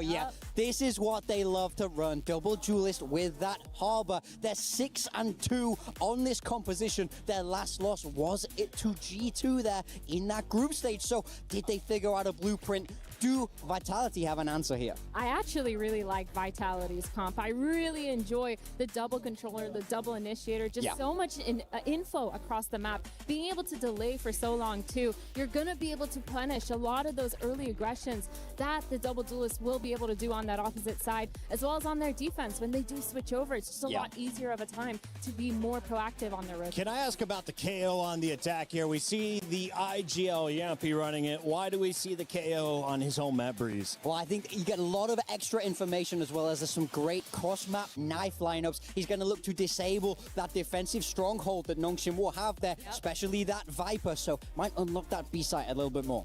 As Golden Boy would say, are you ready? On the mic, we got Mitch and the Ugly Boy, better known as Tom Biz. And as D-God would say, what the hell? I'm absolutely ready. I'm excited for this game. He always says that. Let's get into the matchup as we see Vitality and Nongshim clash on the third map, Breeze. For Nongshim, what a map they're coming off of. Split was complete control for them. Full confidence as well. Looking at players like X-Ross still playing that Phoenix to carry that same fire through that they had on the previous map, and already you can see there's going to be a big battle here in mid. They found RB, but that man is not alone. X-Ross trying to bait them in so Danby can take that kill from the side, but there's the knife landing that the desk was talking about. A bit of extra information, and they know exactly where to crunch in on. Vitality dotting their I's, crossing their T's, but losing a couple of kills for free. It's very close when Francis gets a chance like that, but now Ivy's got a 1v3. felt like the chance might have just faded away now that the spike can make its way to the other side. And that's going to be enough for Chronicle to close. The team ace for Vitality. Everybody showing up in this pistol round. And I think an important breakback. That last map felt like they got choked out of it after what was a pretty deadly start. And then for them to come into this one and look fairly comfortable in this pistol round. Of course, you always know with Nongshim there's going to be some pressure put into the middle. Some aggression that might just disrupt a little bit. Go. Yeah! Instead, though, it doesn't seem like Vitality have gone anywhere. 1-0, not going to be much invested into this one by the side of Nongshim. But their plan seems to be to put pressure into mid once again. And hey, Chronicle, he might have done damage to Danby, but other than that, they're all good. Ivy's flown under the radar for a moment, but being seen in the end. Still, they end up with a pick. Fish in a barrel on the fire through RB. Putting us down to what is now a 5v2, and what in the world? Vitality have lost what should have been a simple and easy round. And after how this started, the confidence that was there in the pistol, how clean every fight was, they didn't leave a single corner unchecked. And this time, they are destroyed. Look at the kills that are coming through. It's like people are cheating. What? 2 just straight spams through smokes, and then 2 crazy shots from Danby. One of these teams had an eco going into this round, and it's quite hard to tell which one. What a shame that we have these observers. How could they not see those kills coming from RB? Disgraceful. That's ridiculous. And Nongshim gift. Oh, Ivy! They've only got pistols for God's sake, but the round that they just had, and then he's hitting clean ones like that. Okay, there will be some cost to this at least. Yumpy, nice flash, and even then, X-Ross ate that flash, full blinded even after the kill. That is a crazy start for Nongshim. Yeah, I don't know. Like, I'm still recovering from round number 2. Like, just 2 blind fire shots through smoke, and then you got this to add up to. Sure, it's against low buys, but let's pretend like even if it wasn't a low buy, he would have killed them anyway. It would have been exactly the same. He headshot everyone. Didn't even really need to in this round, but they are feeling it. Oh, I'm sure Vitality are feeling the pressure. The last hometown heroes, the French organization of Vitality, who will want to be getting as many of those club points as possible. It's not just about Valorant when it comes to them. Standing ahead. And for Nongshim, the last representative of Pacific, they are fighting tooth and nail, and already Ivy again surviving on the site, but the trades have been there. Alert position from RB spotted, and the B site take looking stellar. They've made it in, and the plant's being found, but they've stepped into the operator. Danby and X-Ross wasting no time to put this back even. Something attempted, and at least for the start, it's something won. Profek, what is he under doing? pressure. I'm not sure I've ever seen anyone play this game like Danby does. And Nongshim, one man stands in their way. It's Profek to carry Vitality, kicking and screaming to 2. It really is an insane round. There's a moment where I should have said, oh, there's no way that Nongshim could win it. Then there was a moment, there's no way they could lose it. So I guess we kind of ended up balanced. I don't know if it feels that way. A 4v2 that turns into a 2v1 that turns into a guy with 2 HP hitting the last second headshot and getting rid of both Danby and X-Ross. And you can see 2 very different reactions from the coaching staff. One excited, the other very much relieved. Well, this is it. A best of 1, essentially, that comes down to whether you proceed at EWC or whether your flights home are being booked in the next hour for Nongshim. Making that last round incredibly close, winning out an eco. It's been a great start to this map, and now they've dropped Durka. Yes, he damaged RB, but Nongshim, it's not an eye for an eye. They take both. It's been a bit of a rough start for Durka. He was lights out in the first few rounds of the last map. In map number 1, it took him some time to get going. Should be, yeah, a very clear connection of the drone, but doesn't look like Danby gives it. Damn, okay, at least it was Yumpy. He will live to tell the tale. If that was anybody else, they were dead to rights. Even still, they look to scurry away. Maybe not. Yumpy clearly felt like he'd hard done his opponent. Gave him another bite of the cherry. Profik again. Sayonara as well. And now Danby goes running back in. Ultimate pop, but they don't even know if he's going to use it. Has the operator still in hand. The B site open for business. And a couple of high-impact ultimates available for this attack. Side, but caught using utility. That leaves Sayonara alone. He hasn't been having the best day so far, but damn, we know he can clutch. Well, Profek died for this plant. He put the cove up, the protection there to keep Sayonara alive, but now there's no more help for this man. He stands alone against Danby coming from main. Danby's seen him turn the other way. The timing could be there. The reveal gives it away. Sayonara, time ticking decently in his favor. The shock dart for now to do some damage, but the defuse being stuck, and yeah, it's not going to be enough this time. Hoping that they would give him respect, that they would pull off the defuse to go and take the fight, but no. Nongshim have one goal and one goal alone. It's rounds on the board, and it's mission success. Yeah, again, just the start from Danby. He's ridiculous. The timing of Francis's peak as well was unfortunate for Profek, and then, yeah, as you said, they just didn't give him anything. They forced him into a position where he'd have to fight two of them at once. Again, what looked like an opportunity for a good early start from Vitality now sees them with next to nothing to play with Durka on a hero rifle. But other than that, it's only pistols. Only. Shot from Danby, who's surprised.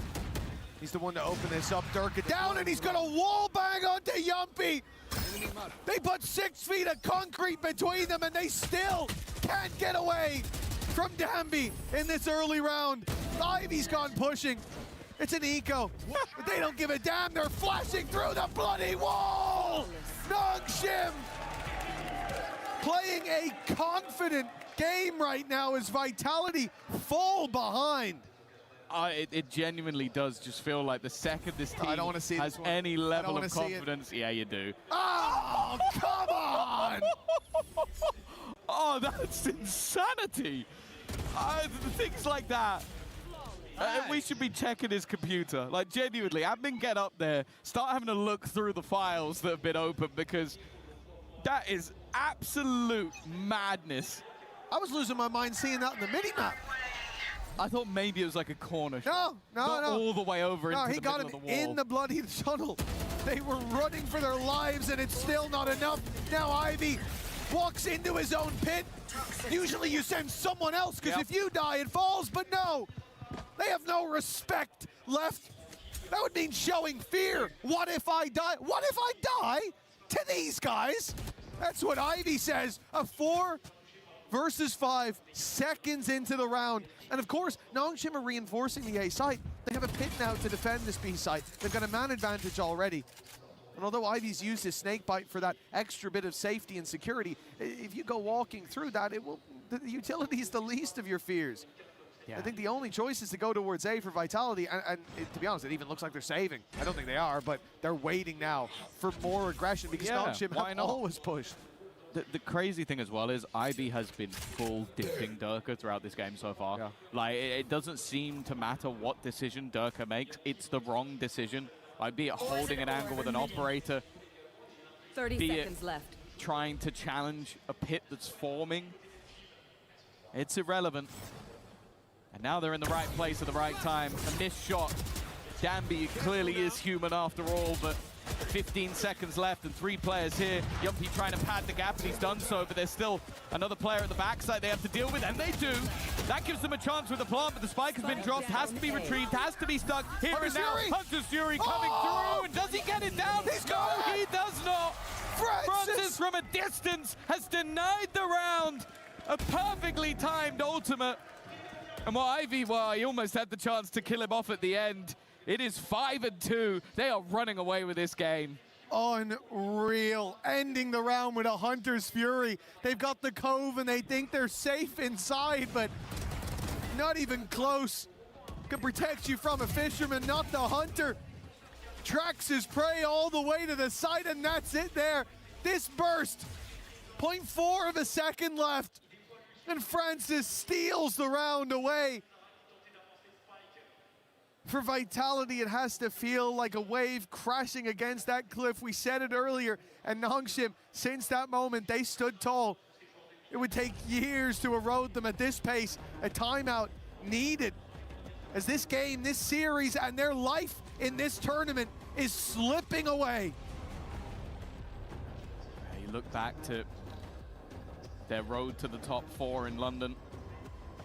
They went through DRG, they went through EMEA teams, but they had 2 stumbles. One to the champion and one to the only Pacific team they faced throughout.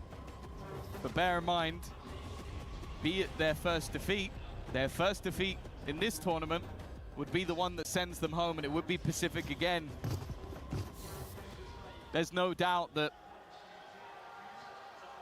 Pacific has had their fair share of trophies over the last few years, but Nongshim might be looking to try and get 2 in 1 year. A much quicker start. Ultimate used immediately, looking to try and basically just flood this round with ultimates, and that's a great start. Push out from Francis, though. He has found a gap, and that gap has given him the spike. Now Nongshim on their way, flooding back into the site as a wave comes plowing forward. They're using that as a gap. They're going to push through it themselves and look for the fight. X-Ross is shut down, and Francis trying to spur on and defend that spike. Puts us back to even territory, but for how long? With Danby still floating around, a sliver of health is all he has. A single shot, a wall bang, enough to take him out of this round, and he would have been the last man standing. He is! But he wasn't against 2 with a single point of health. Danby saves the day, and for Vitality, this is a round lost in a more conventional way, but their route to this deficit, RB spams through the smoke, Danby's op through the wall, Francis saving with the ult at the last second. It's felt like so many of these rounds have been stolen from them, and this one is taken right out of their hands. I think the more damning thing as well is that this was the round where they go, okay, let's spam our ultimates. Let's use that Reckoning, let's use that Hunter's Fury to get us into the site. And they got Ivy, who's been the problem. He's top fragger right now, or what? But then they end up losing to a low HP Danby, who was almost wall-banged out of the round. Even still, though, they have a little bit to play with in this one. Well, their Reaper is back from the dead. Death looking to take them down to the depths of hell, as that's where Vitality sit right now. A plant within the A site, a Viper's Pit used. You can see how much these rounds are important to them. The other ult in play is that Blade Storm, and Durka is being surrounded. He still holds on to life. Needs more, though. The rest of his teammates don't have much to play with. It's Sayonara lurking with the rifle. If he wins this fight, they have hope, and he does. That's a big kill. Spams in the smoke have been huge for Nongshim so far. Vitality going through it? Just need to survive this onslaught. And Chronicle, well, hold on! X-Ross got them both! That plant is not good for this position. Sayonara, he has to run at them! And he thought the shock darts would be enough. But X-Ross, he took those bruises. His head may be bloodied, but unbowed in the end, as Nongshim continue to streak these rounds together. The unfortunate truth is, if that pit had done enough decay, and by the time he got there, they were still decayed, those shock darts would have been enough. But he was on the wraparound, so by the time he gets there, all of that decay has faded away. X-Ross with another massive round for the team. And that's all the ultimates. All 5 used in the last couple of rounds for Vitality, looking to try and pad the gap. And instead, they found themselves further and further behind. And their opponents are unrelenting in the force that they use, but this time they are punished. Another Couple of kills coming up for Sayonara. He's trying his best. 10 already. But they now have to deal with the op in other hands. That's the thing. It's not like we're looking at the Danby show here. 2 players spam the wall and Yumpy goes down. It's been the story of Vitality's game so far, but this wrap from Prophet could be everything. He's blindsided one. He doesn't know exactly where Francis is. And with RB holding the wrap around, that's the spike down. It's in the hands of Nongshim now. The position of Prophet may not matter as he moves towards the elbow, but look at the reposition from RB. This is actually disgusting. If Prophet suspects this, he's looking across the stage. He can see his opponent's screen because you would never expect RB to be there that quickly. An instant rotate. And Nongshim, they cannot seem to put a foot wrong. The crazy thing about this round is you have 2 sides of the coin. You have this with just a prediction, and then you have this from RB, where it is just all about placement. It genuinely didn't matter if he connected every single shot in that moment because he was so well placed to deal with them that there was no way they'd have the expectation of him being there. Deflated on the Vitality side. And Nongshim, wow, you can see by the way they're playing, they feel unstoppable. When I play against a team who gets 10% as lucky as this squad, I get an RR refund. This is ridiculous. Nongshim playing a game that shouldn't even be allowed. Danby meets the first leg of this aggression, and Extros cuts off the other 2. It's Nongshim again in the lead. A commanding position to play from. It seems like 9 rounds are locked in, and we're not even finished the half yet. With barely a bruise. They stand strong in the choke. They take down every single one of the Vitality players without breaking a sweat. Oh, they look crushed. And they're getting crushed in the same form.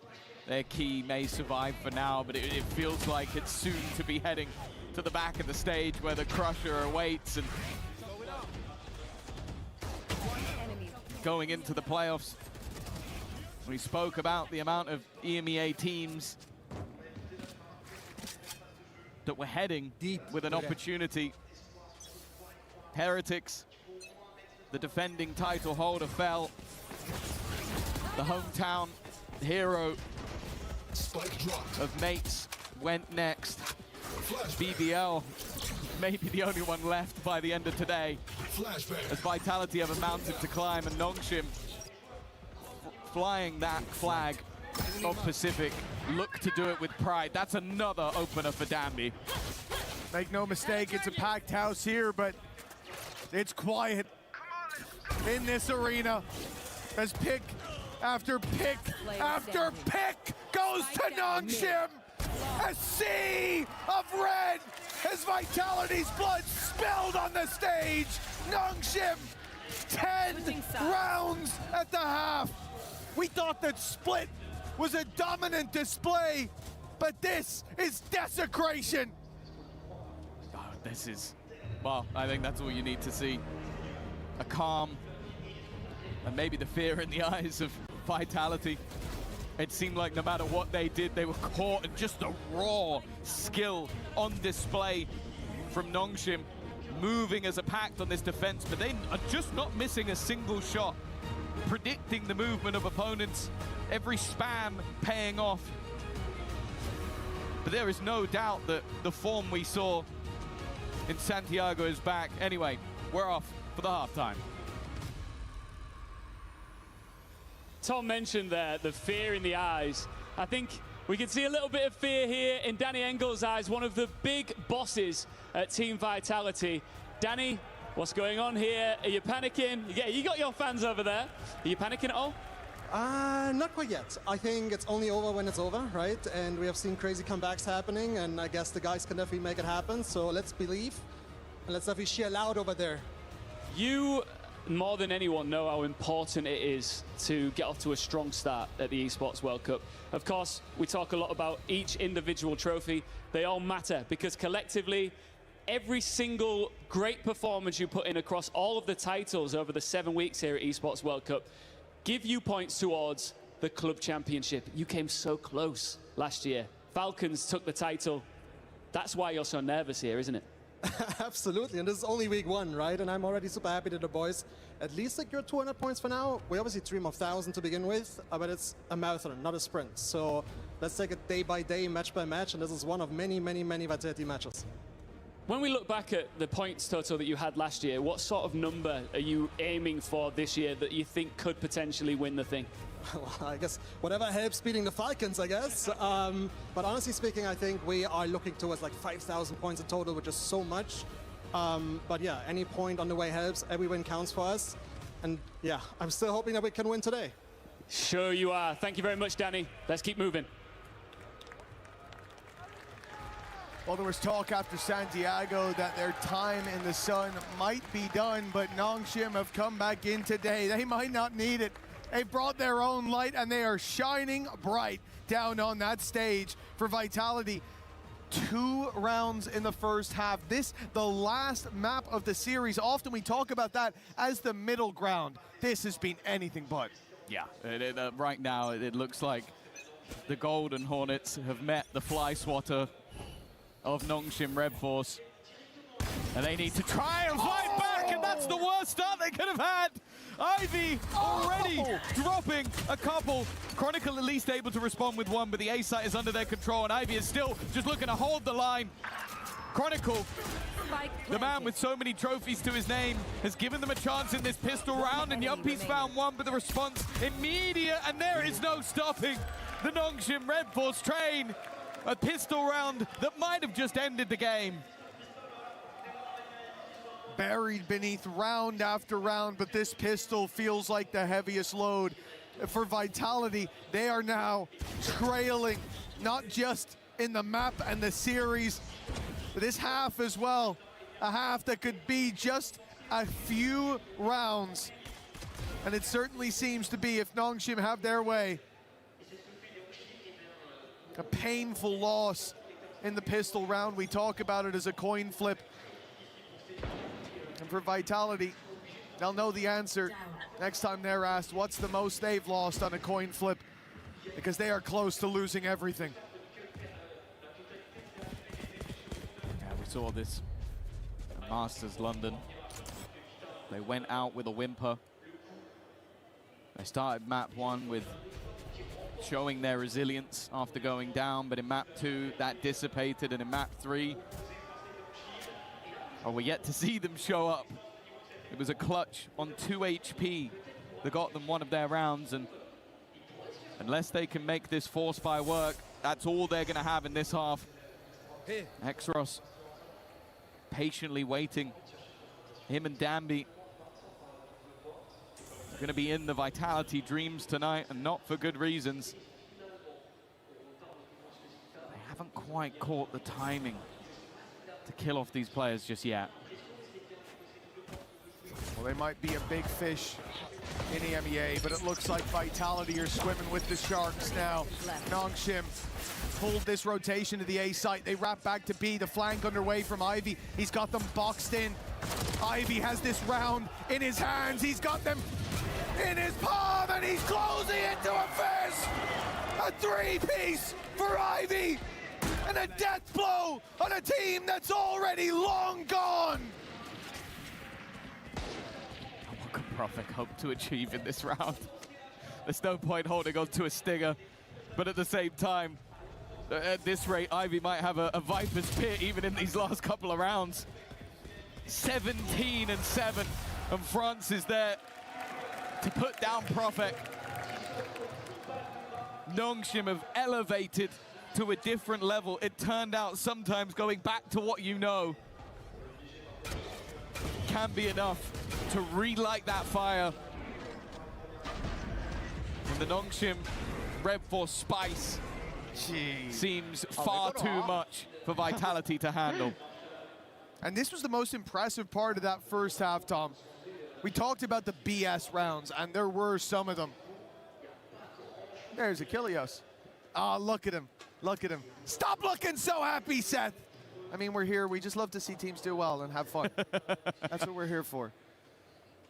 But it was RB with his spams through the smokes. Danby's up in the wall. Francis winning with the ult, and all the while these players were stepping up. And yes, I think I didn't actually look at the score line in terms of the kills, but I think Danby probably has overtaken him by now. But there was a point throughout that first half where Ivy was the shining light for this squad. He's definitely putting up numbers. And in a game where everyone else is having these flashy rounds here and there, he was the consistent factor throughout them all.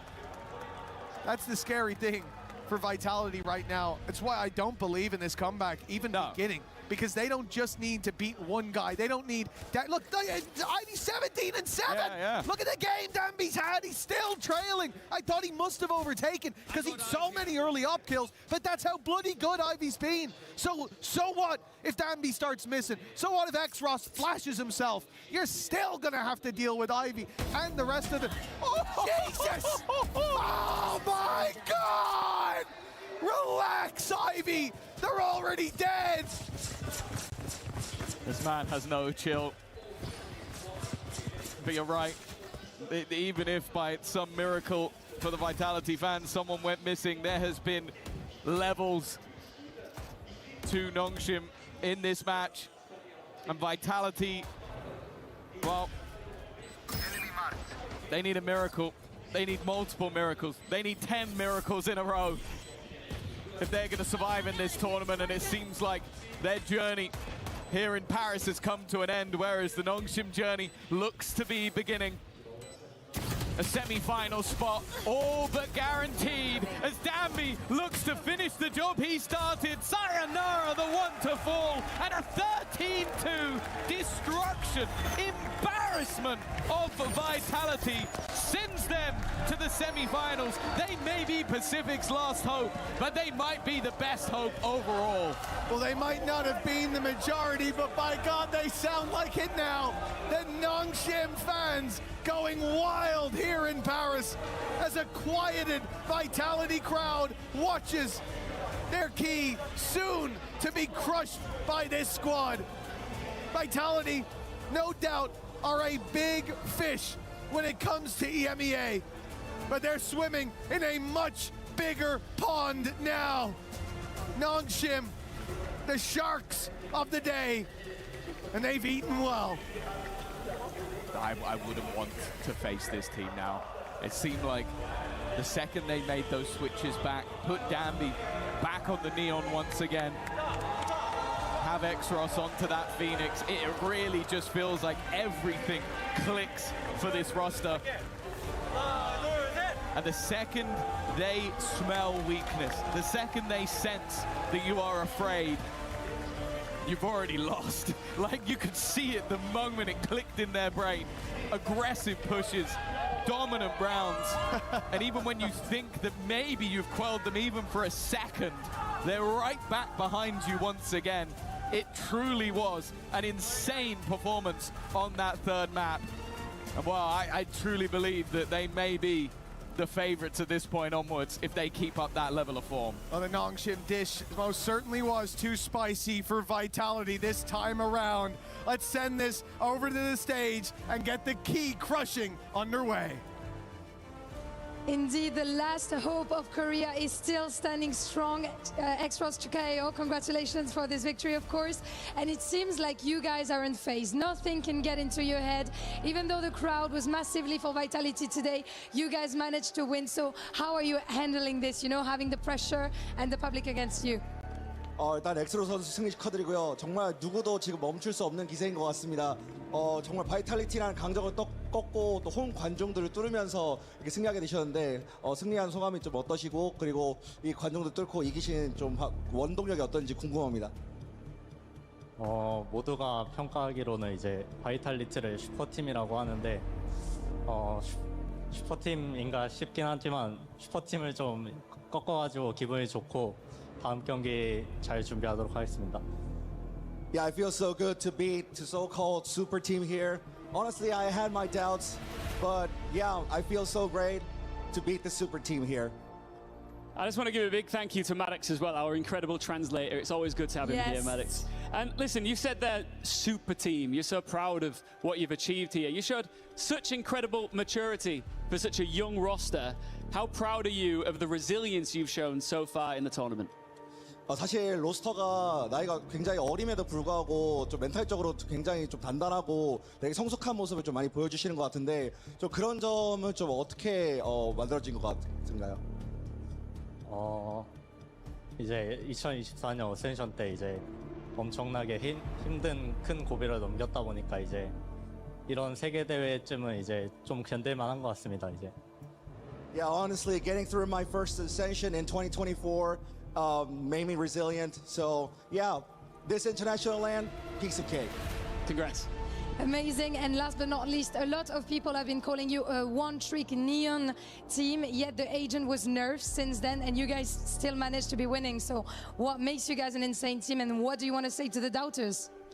이제 농심이 뭐 네온 원툴이다 뭐 이런 정말 여러 가지 목소리가 많았는데 사실 네온이 너프 당했음에도 불구하고 계속해서 또 네온을 통해서 좋은 모습 보여주시잖아요. 그런 또 팀워크와 팀합 그리고 이런 좋은 경기력에는 좀 어떤 것이 있을지 그리고 아직까지 농심을 의심하는 사람들에게 좀 어떤 말을 해줄 수 있을지 궁금합니다. 네온 원툴 팀이라고 하긴 하지만 상대 팀에는 이제 담비가 없잖아요. 그래가지고 아마 그 차이인 것 같습니다. Well, you know, you said Niren's nerf, Niren's bad, but you don't have Dambi in our team. I mean, you don't have Dambi in your team, you know? Yeah, that's the difference. Can I just say, we've got so many languages on this stage.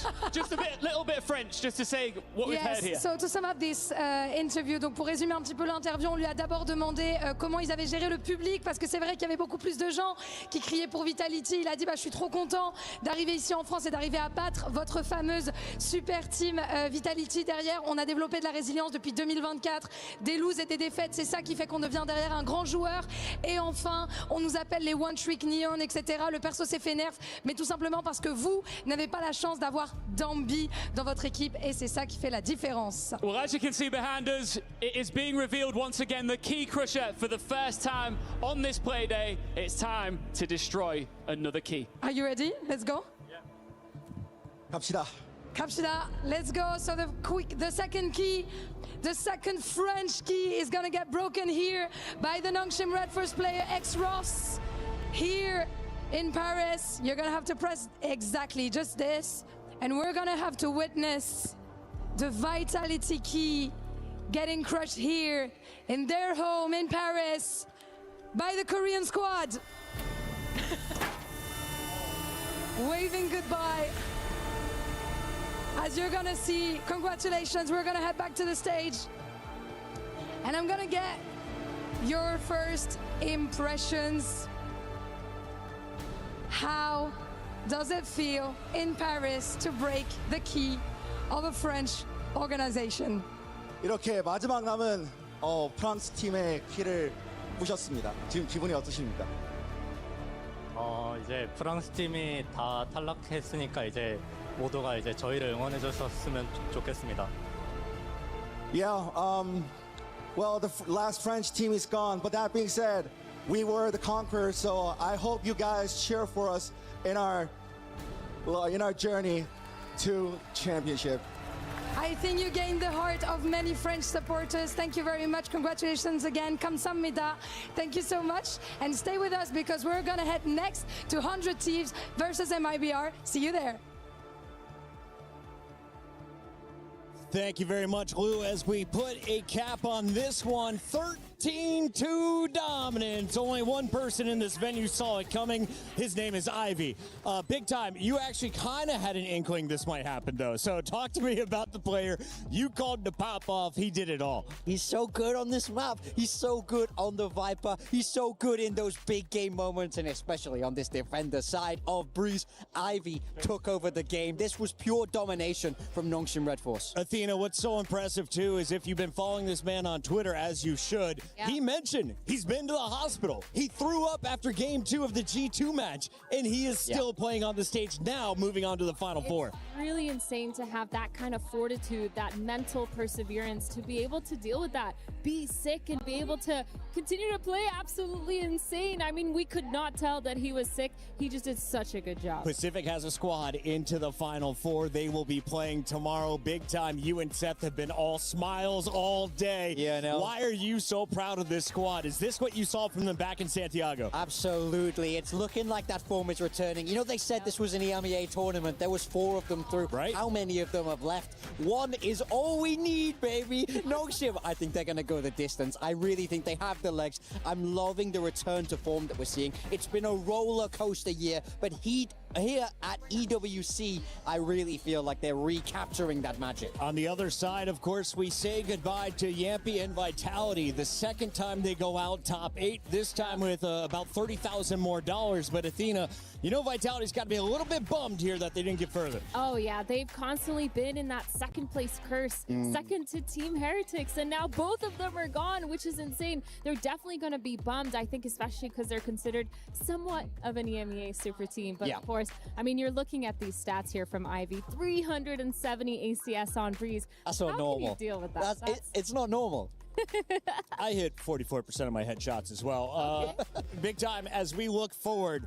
Nongshim, in your power rankings, where are they at amongst the other 3 teams that have made it in? Like, I mean, they're skyrocketed. Don't get me wrong, there's good teams in that lower bracket. BBL, NRG, very, very good. They know how to play the game. But do they have that magic? Do they have that spark? Do they have Danby? Do they have Ivy? No, they don't. They're right up at the top for me now. Athena, 3 matches done. We've sent 3 teams back, and what do our fans have in store for them on the other side of this break? Oh boy, we got 100 Thieves versus MIBR, an All-Americas matchup, but don't let that fool you, because both these teams, they're so explosive, and they really have something to prove, because again, this is their first global stage with both of these rosters, so a lot to prove, but also a lot to kind of make sure they can prove to these specific French fans. And a lot of games to keep track of. If you're just joining us here at EWC, we have an amazing club championship featuring all of your favorite clubs from around the world. And Ginny is live with an update from the Alliance Vault from Fatal Fury. Ginny, what's going on? Alliance Vault, where we have some Fatal Fury going on, and you're going to give us a bit of an update in terms of who's doing well, what's the club championship situation looking like right now? Yeah, so we've had a massive overperformance today. Nai Wang's come out swinging for Weibo. They've got their first points on the board in the club championship, so they've guaranteed themselves 200 already just from getting through to tomorrow and guaranteeing themselves that 5th to 8th spot. And the same thing's just happened for Reject as well. Lagia doing really well and beating some of the favorites to get to that position. I'm going to have to ask you about the heavy hitters from last year, 2025 EWC. We've got Falcons, Vitality, Liquid. Any of those teams performing here and performing well at that? Well, I'm glad you did ask, because Falcons came with 5 people to Wow, Fatal Fury. okay. Obviously had to decide one person who wasn't going to contribute the points because 4's the max, but only 2 of them remain, and one of them's in the lower bracket now, and one of them's still got to play. The favourite was a Falcon as well. He was knocked out yesterday. And then we've just had the news as well that the reigning champion is leaving the competition. Oh. Decided against it. All right, that's it feels like the cards are stacked against Falcons for this stage at least. Vitality, however, are they performing well? Is that a question mark? Yeah, they brought 3 people, 2 people remain, Okay. but one of them kind of underperforming today, losing to someone he probably should have got some wins against, and yeah, they're just not having the best time. So the top dogs from the last 2 years, not having a good time in Fatal Fury. Oh, looks like it could potentially be shaking things up here for the club championship point. Thank you so much for that insight, and we're done over here. Back to you. We booked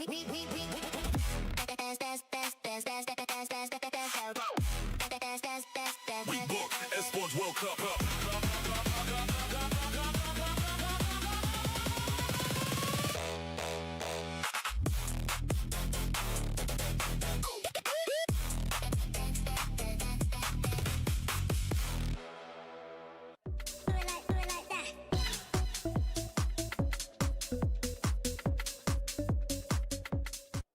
What's up, everyone? Great teams have great synergy, and so joining me today are Asuna and Cryo. They're going to show off their synergy with some sprays to different situations that we present. You ready? Ready. Yes, ready. All right, hopefully you get the most points at the end.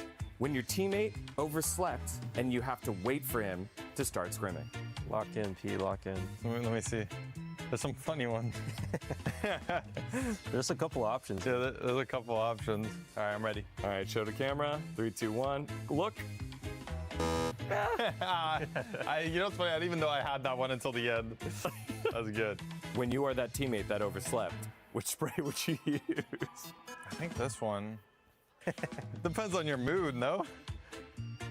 All right, 3, 2, 1. Yeah, no, I knew that was like chill vibes. It's chill vibes, yeah. For some people, it's not that big of a deal.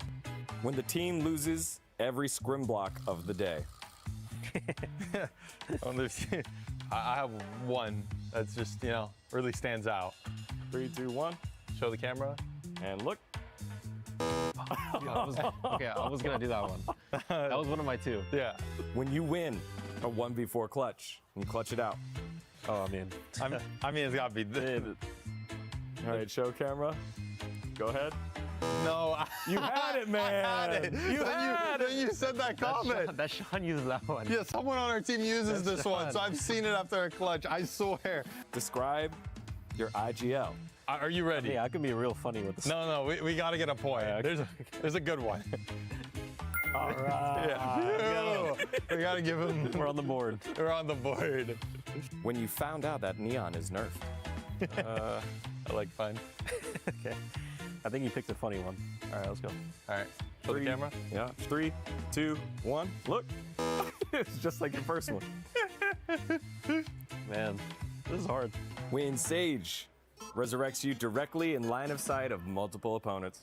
I'm ready. Please tell me.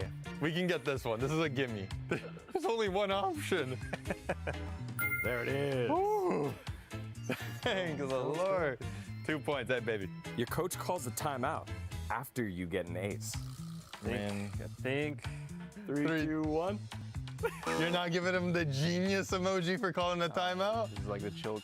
Yeah, but he's a genius for calling it. When someone asks you how many hours you've played Valorant. It's a solid one. Yeah, solid one. All right. I'm showing. Bang. Bang. Yeah, I knew we were good. I knew we were good for that one. Not bad, not bad. Your teammate farts in the middle of the scrim in your practice room. All right, I'm gonna go with this one. Yeah, I'm ready. I'm ready. A teammate asks you to borrow money. Show camera. 3, 2. Nice, man. Not bad. I knew you'd pick that one. You win EWC. Which one would you use? I mean, there's only one realistic answer. 3, 2, 1. You guys tried to read each other. I tried to read you. That was good, no? That was a game. Yeah. You guys played. That was a game. Got a couple. Yeah, we got more than probably you expected. All right, there you have it. All right. Thanks, guys.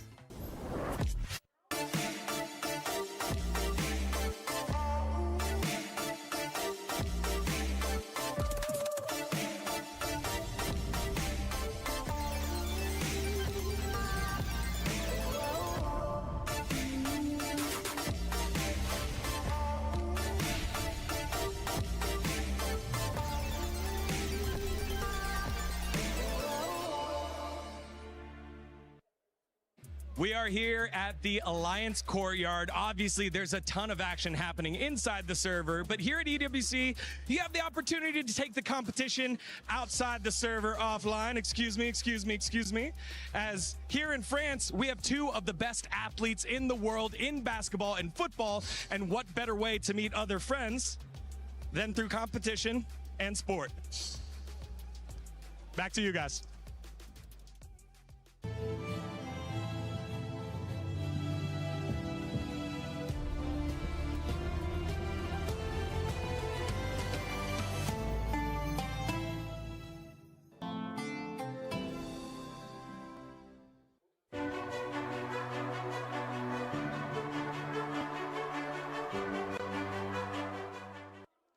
I remember watching Pokimane and trying to get a drop, and I was like super excited to get it, and I was just grinding the game with my brother. I started like really playing the game when I was like 14. Then by like 15, I realized that there is some potential here that could be done in this game. I started winning some tournaments, like local lands, and at some point I was like, maybe I could like go far. I think he brings a lot to the team, his communication, his flexibility on the duelist role. He's funny, making jokes, and at the same time he's like very serious and hardworking. So Sayonara was someone that was really well known to basically everybody in the scene.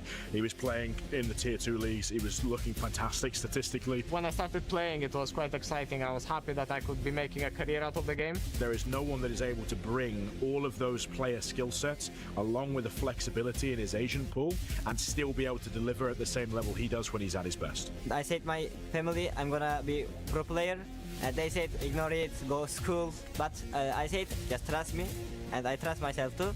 And when I signed the contract, I proud myself too much. He gives us energy, he gives us his aim, he gives us his brain. Like, everyone thinks he can only shoot, but he can do everything. Like, he can play every character, he can play every role. Like, he's a joker in our team. It feels like people believe in me for a reason because they know I'm good. So I take it as a compliment each time and try to prove to everyone that I am that guy and I can play as good as I can. He's kind of like playing a lot, learning a lot, and kind of like trying to share it too. He's not a player who wants absolutely to be micromanaged, for coaches to be involved in everything. He's very confident in what he has, in the things that he's done previously, and we just need to make sure that we're there and available to do everything we possibly can for him. You're looking at all these rookies that are coming to Tier 1 and they just look like the best players on the planet. The young generation can take a bit more strategic approach to the game while still having fun and running around. I'm so unbelievably excited to play on the biggest stage, especially here in Paris. I just can't wait.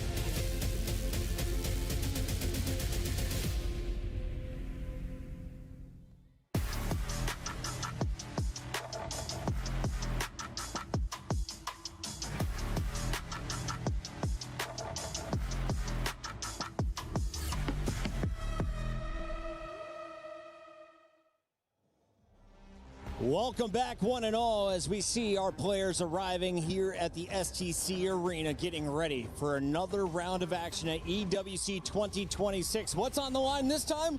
Well, a spot in the Final Four and a familiar foe on the other side of the stage.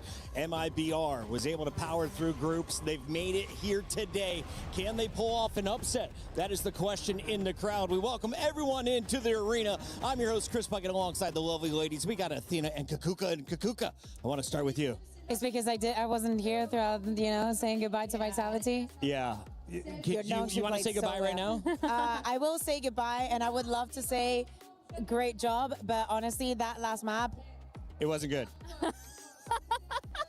we will be having a conversation At about least that. It's a short VOD study, right? Yes, Yeah. the last map. The other two, I can understand a couple of things split, but the last map, something else.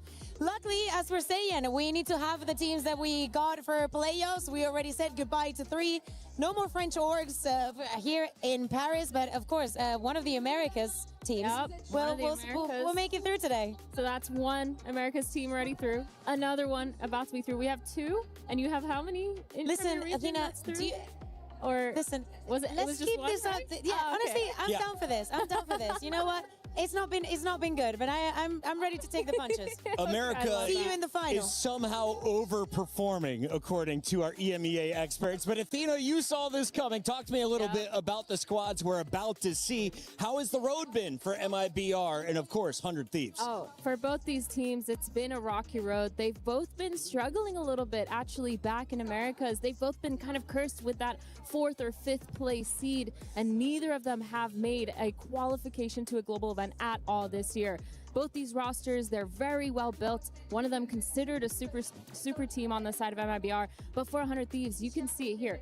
5th in America's kickoff, did not make Santiago, did not make London. They've just been struggling, but of course that America's qualifier win for EWC, that's how they And Kakuka, they were the first team into the playoff bracket. 100 Thieves out of Group A was steamrolling. Absolutely, and they were one of the bigger surprises because the rest of the teams in Americas were struggling a lot. But it was not the story for 100 Thieves, and it's crazy to think that they're going to go up against a roster that had everything, or was supposed to be everything. The Vitality was to be an EMEA, a super team. But if you think about the individuals here in 100 Thieves, there's a lot of progression, there's a lot of history, and there is a lot of hunger. We've been hearing from Timotino. I want to see more of Bora as the IGL. Of course, the coaching staff being from EMEA is always going to help you. But pound for pound, 2 great Titans coming up here today. I know that the past, we've talked about these names and kind of been a little bit of letdowns, but there's always time for redemption in Valorant, and it's something that we have to appreciate about this esports. On the other side of this Valorant battle, we have MIBR, and you were saying that they may have the highest paid player. Aspas has been dominant. He was a huge factor on Loud. I think they have the 2 highest. As soon as they got a chance, they signed this guy to a long-term deal, and as you mentioned, Zekin alongside him. So tell me about this roster. It looks like MIBR for 2026 is out for blood. They're also out for an EWC trophy. I mean, this is essentially a super team, right? You have Aspas, you have Zekin, 2 of the best duelists in America. Americas, period. That's overall throughout their globals,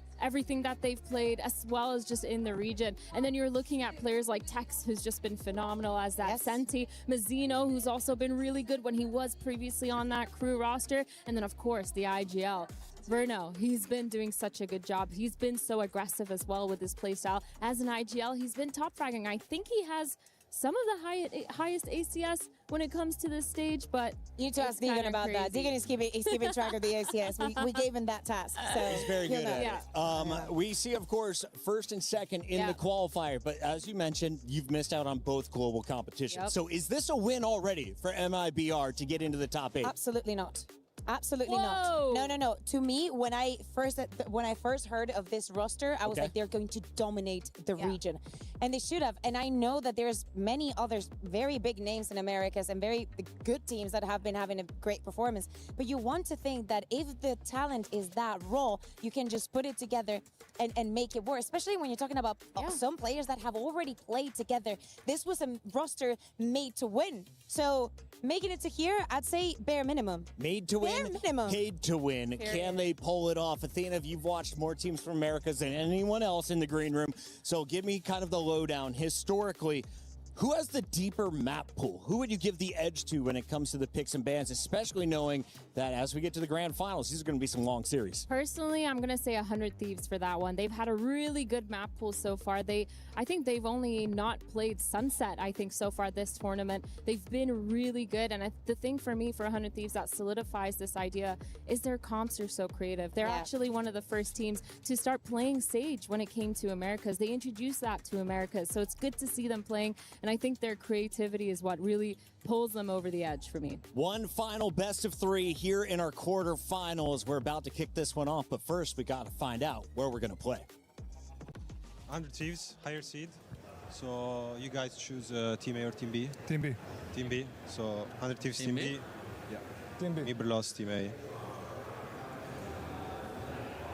So you guys started Vito? We ban Sunset. Ban Sunset. Ban Lotus. Lotus ban by 100 Thieves. We pick Fracture. Fracture pick. Attack on Fracture. Attack. Pick Breeze. Breeze pick, second map. Attack on Breeze. Attack on Breeze, okay. And we ban Split. Split ban. Ban Ascent. Ascent ban, so the decider will be Heaven. We'll go Attack. Attack? Okay, Attack on Heaven. Thank you guys. Right. Fracture Breeze. Best of luck. Good luck. Good luck. Good luck. Shout out to the gamers who know the one in the white hoodie. He goes by the name of Fraud, one of the original esports goats, now playing with MIBR. Let's take a look here at where we are going. Fracture, Breeze, and Haven will be our 3 maps. Do we get to a map 3?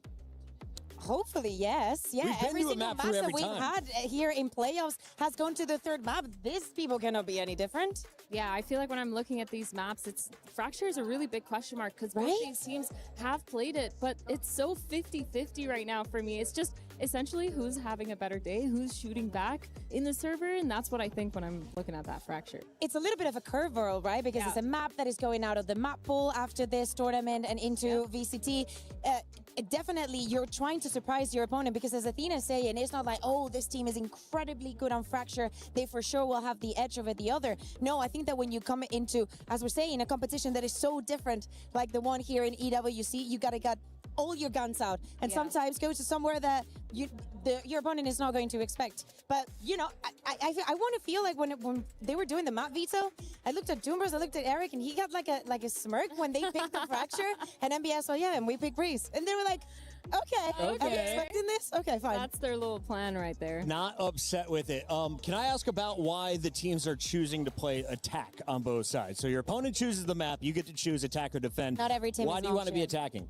Dude, for a map like Fracture, you set the tone. The tempo on that map is super important. When you start out really fast, you force the other team to play at your speed. And I think on a map like Fracture, it's super important because that map in general can be played extremely fast when you want it to be. And you just pull a lot of those rotations, make sure the defenders are kind of scared, shaking in their boots a little bit.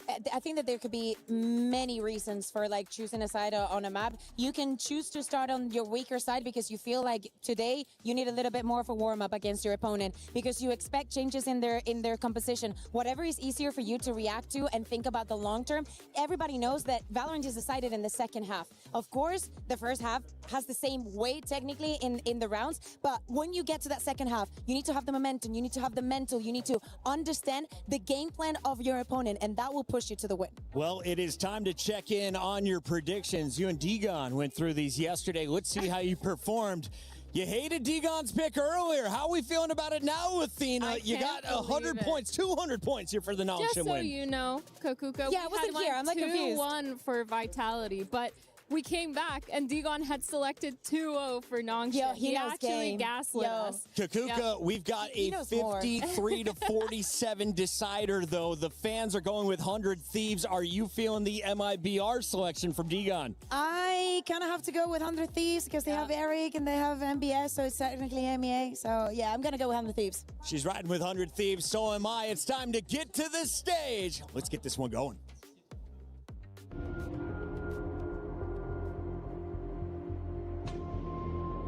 They had an amazing French crowd, and we also had Champs Paris. And I know they're very active on Twitter. I see a lot of French fans, so I hope I get to see that kind of energy on stage. They were a really good crowd. Like, they were very animated, they were having fun, they were excited. I was having a lot of fun as well, and it was very cool.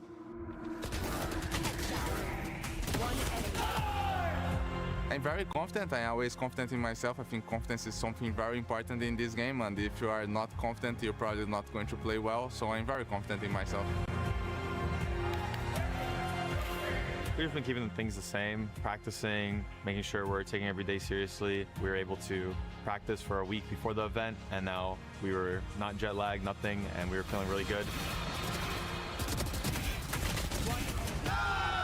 I think there's no easy match in Valorant. How the games are played, and I think it's gonna be a tough game as always. I'm excited for it. I like tough games. Yeah, I think it'll be pretty hard to face MIBR. You know, last time we played them, it was back and forth affair, and fortunately I had a really good game, so feeling very confident going into the match and hoping to replicate what I did a couple months ago, and yeah, just hope things go our way. Good luck, guys. It's gonna be a fun game, and it's gonna be a rematch. You're not gonna get your revenge.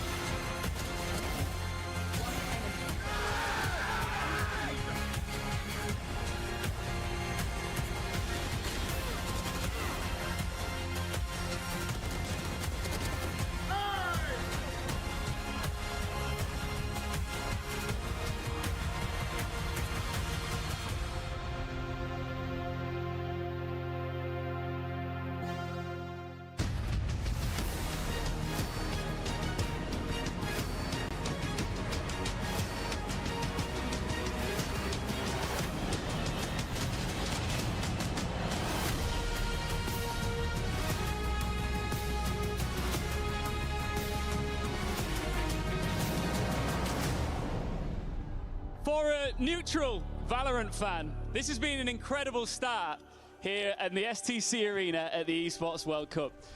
But for the fans here in the building, not so much. Out of the 3 keys that we have seen crushed so far, 2 of them were French.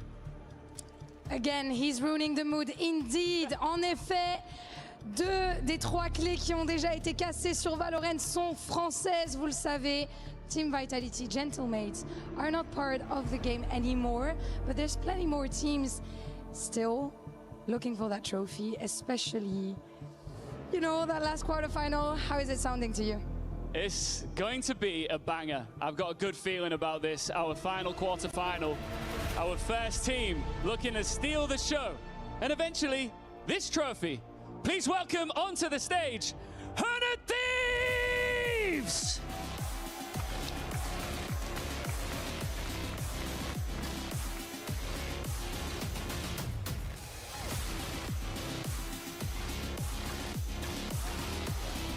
Ils arrivent fiers, les 100 brigands, les 100 voleurs, venus pour prendre les joyaux de la couronne, ou en tout cas, casser toutes les clés.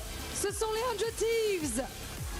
They've got the brand, they've got the names, and now they need a big statement win. Made in Brazil is in their DNA. MIBR.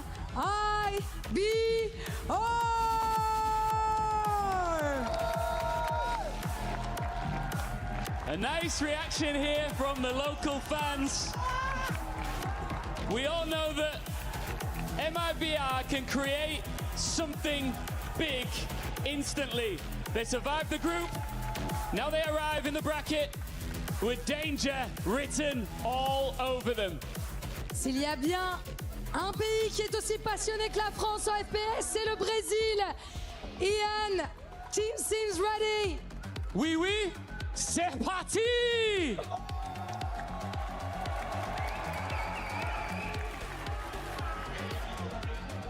That was lovely. As our players get ready to take their seats, we got to discuss a little bit about what we expect to see them playing on. We welcome Athena and Kakuka back to our studio. Kakuka, this is another battle between 100 Thieves and MIBR. We've seen this in the past, but Fracture is our opening map. What agents could succeed on this level? I mean, a question I think goes around the controllers. What type of choices are we going to see? Are we going to see a repetition of the last time that these teams played this? Double duelists, we see Harbor, we see Neons, we see things that we're very used to see in many other maps. I will say that me coming from EMEA, seeing Harbor here would be an absolute crazy thing. But yeah, I'm really looking forward to it because I was just thinking, I was looking at Athena, the teams were coming out, and I was thinking every single team that has won on this stage was the second seed, weren't they? So that's true. Is the 100 Thieves about to lose now? Am I in the wrong if I back them? Because it's like there's Aspas and Zekin on the other side. Am I stupid, Athena? No, you're not stupid at all. The last time these teams faced off, the 100 Thieves actually won that 2-0, and so I'm really looking at them to just keep that regional matchup going. And going into this map of Fracture, I'm really excited to see both these teams, what they pull out, because Double Duelist seems to be the name of the game here. We've seen it so often, but knowing 100 Thieves, they like to cook up some crazy stuff. 100 Thieves getting ready. You can see the focus on their faces. On the other side, MIBR has been a threat. They have always been here since the start of the tournament. The top squads have been afraid. Should 100 Thieves be nervous at all, knowing this map? Honestly, I think this is the best case scenario for both these teams. Having to play in America's regional matchup to advance to semifinals. I mean, that's a team that you've played against so many times during that VCT America's Stage 1. It's also someone that you know their tendencies, you know how they play. You've experienced it, so the nerves are definitely a lot lower. And I think also when the crowd is just cheering equally for both of them, it works out really well. Well, the MIBR crowd, I didn't want to say they got some kind of aura, you know? Like, I've met some of them. They're actually nice people. I will say that about them. Athena, I am also thinking about something that we've been seeing all throughout the tournament. I'm thinking about the duelists, the Neons more specifically, especially after we just saw Dambi and the masterclass. Timotino versus Zekin is something that we expect definitely for this first map. Who do you think has the slight edge just on the Neon? I think Zekin definitely does. Zekin, he's been absolutely phenomenal on that Neon. His ability to use that movement, use the utility, and get those opening frags has been really good. Timotino, he's known for his movement in Americas when Waylay was still really up there, when Neon was first introduced. Everything that he did looked really seamless, but for me, when I'm looking specifically at those opening frags and playmaking times, it's always Zekin that pulls my focus towards him. It's time to find out what they're going to be locking in. Our agent select moments away. Kakuka. Yes. What do we see, and is there going to be an edge either way? And now you need to explain it to me. Is this a real brimstone? You need to explain this to me because I read Fracture, and then you could have Viper, but you like I see the value of the Harbor. You want to see something crazy? You want to hear something crazy? I was gonna be like, no, there's no way. We haven't played Harbor in such a long time on this map. You know, it was a phase that we all went through. I see in the future. When you look at 100 Thieves, though, they make this stuff work. They were the ones that introduced Sage to Americas. They're the ones who keep keep bringing this Harbor out in so many different maps. But for me, what I'm really looking at is the Phoenix. Asuna on that Phoenix. He switched off that Raze. I thought Bora and Asuna had really good understanding playing together with the C's and the names. It makes a lot of sense, right? You have the flashes, you have extra walls from both the Phoenix, from the Harbor, from the Neon. There's so many possible combos also with Bora. This is the smirk that Doombras had on his face. He knew exactly that there was something ready and cooked up for this That's why he was laughing. And on the other side with MIBR, they're keeping that same comp, actually changing up Zekin onto the Raze, and Aspas is on the Jet. I think this makes a lot of sense. Vintage, isn't it? Yep, definitely vintage. Aspas, he's had such a good run on that Jet, using the operator so many times to set himself up for success. It's where we've seen him thrive, whereas when he's on that Neon, he hasn't really been that successful. And even today, we have seen how successful you can be just with that operator, how annoying Dampy was, and how bad of a job Vitality did at dealing with it. 100 Thieves has to be different if they want to win, because it is Aspas. Yeah, this team, creative for a reason, shutting down Aspas and Zekin, the two GOATs and duelists coming from Americas. Players are in the lobby. Casters are at the desk. It is time to begin game one in our best of three. Who's moving on to the semifinals? We find out with Achilles and Paper Thin. Thank you very much, Puckett. Yes, here we go. The last quarterfinal of EWC. That single elimination still staring both of these teams in the face. Lose here, the run comes to an end. We will have an America's team moving forward, guaranteed, obviously. Which one will it be? That is up for them to decide as we get into the action. Yeah, really interesting here that both teams making a little bit of adjustments as they go into this map. I thought maybe there was going to be a little bit more contact there, but Tex holding just a little bit further back, right in that fast lane, looking for a kill, gets one, can't find another. Timitino's got him down. B. Yeah, will just be a tiny little bit of damage there on Asuna. Could heal that up, but footstep to be made. Aspas, however, on that swing, dealt with. Molly now, top of the rope, drifts across that one, looking for the timing here, spots out two players, curveball, turned from, but Verno still dead as Asuna. Oh, he said in the video that he had a good game last time he played MIBR, and he is off to the races already. Well, he wasn't kidding. I mean, he was plus 13 on the Raze last time. Now he's on the Phoenix, and he's looking just as comfortable. This is really nice work. Heard those footsteps, gets him prepared, does a little peek over, uses the molly to heal himself, goes for the flash, isolates the players one by one. That is really well handled by Asuna. 100 Thieves here, looking to continue to shut MIBR out, as they did in their last series, 2-0, when they formally faced off. And it was the same two maps, but different looks here on Fracture. Do you realize what you just did? No. Look, we're not on camera. Yeah, but Athena and Kakuka started it. Yeah, you started it. You just No, they started it. Okay, they started it. You just did a 6-7, and now we have a tech pause. That's their fault. This is what happens when old men try to do young people things. The universe breaks. Oh, I've got a few bangers in the chamber if you want. No, I don't. I don't want them at all. I would like, unless they resume the game quickly. Oh, yeah. In which case, let's let hell break loose. But should hopefully be a quick one here. Seems to be on the flagged on the 100 Thieves side, so ultimately shouldn't be too concerning. So hopefully just one of those things. Okay, unplug the mouse, put it back in, make sure that everything's good. Yeah, man. The old IT special. Have you tried unplugging it and replugging it? It's got to get the power cycle going. Yep. The easiest tricks in the book. But, I mean, looking to today, I think this is really interesting. And I personally like the changes that 100 Thieves made more coming into today than I do the changes that MIBR made. And, you know, having Aspas on Jet is always a threat, no matter what you're doing. So I totally get it. And from that angle, of course, like, he's always like want to just take over a game. It can definitely happen. But I think from like a bigger picture, if I saw these two teams and I didn't know who was playing what agents, I would like 100 Thieves' comp more here on Fracture because of the Neon and the Harbor. I find to be really interesting and could be one of those kind of pocket picks that throws you off as an opponent that you didn't really prep for, that you don't have a lot of experience against, a lot of scrim time against. So it could be one of those things where you're not used to where can you position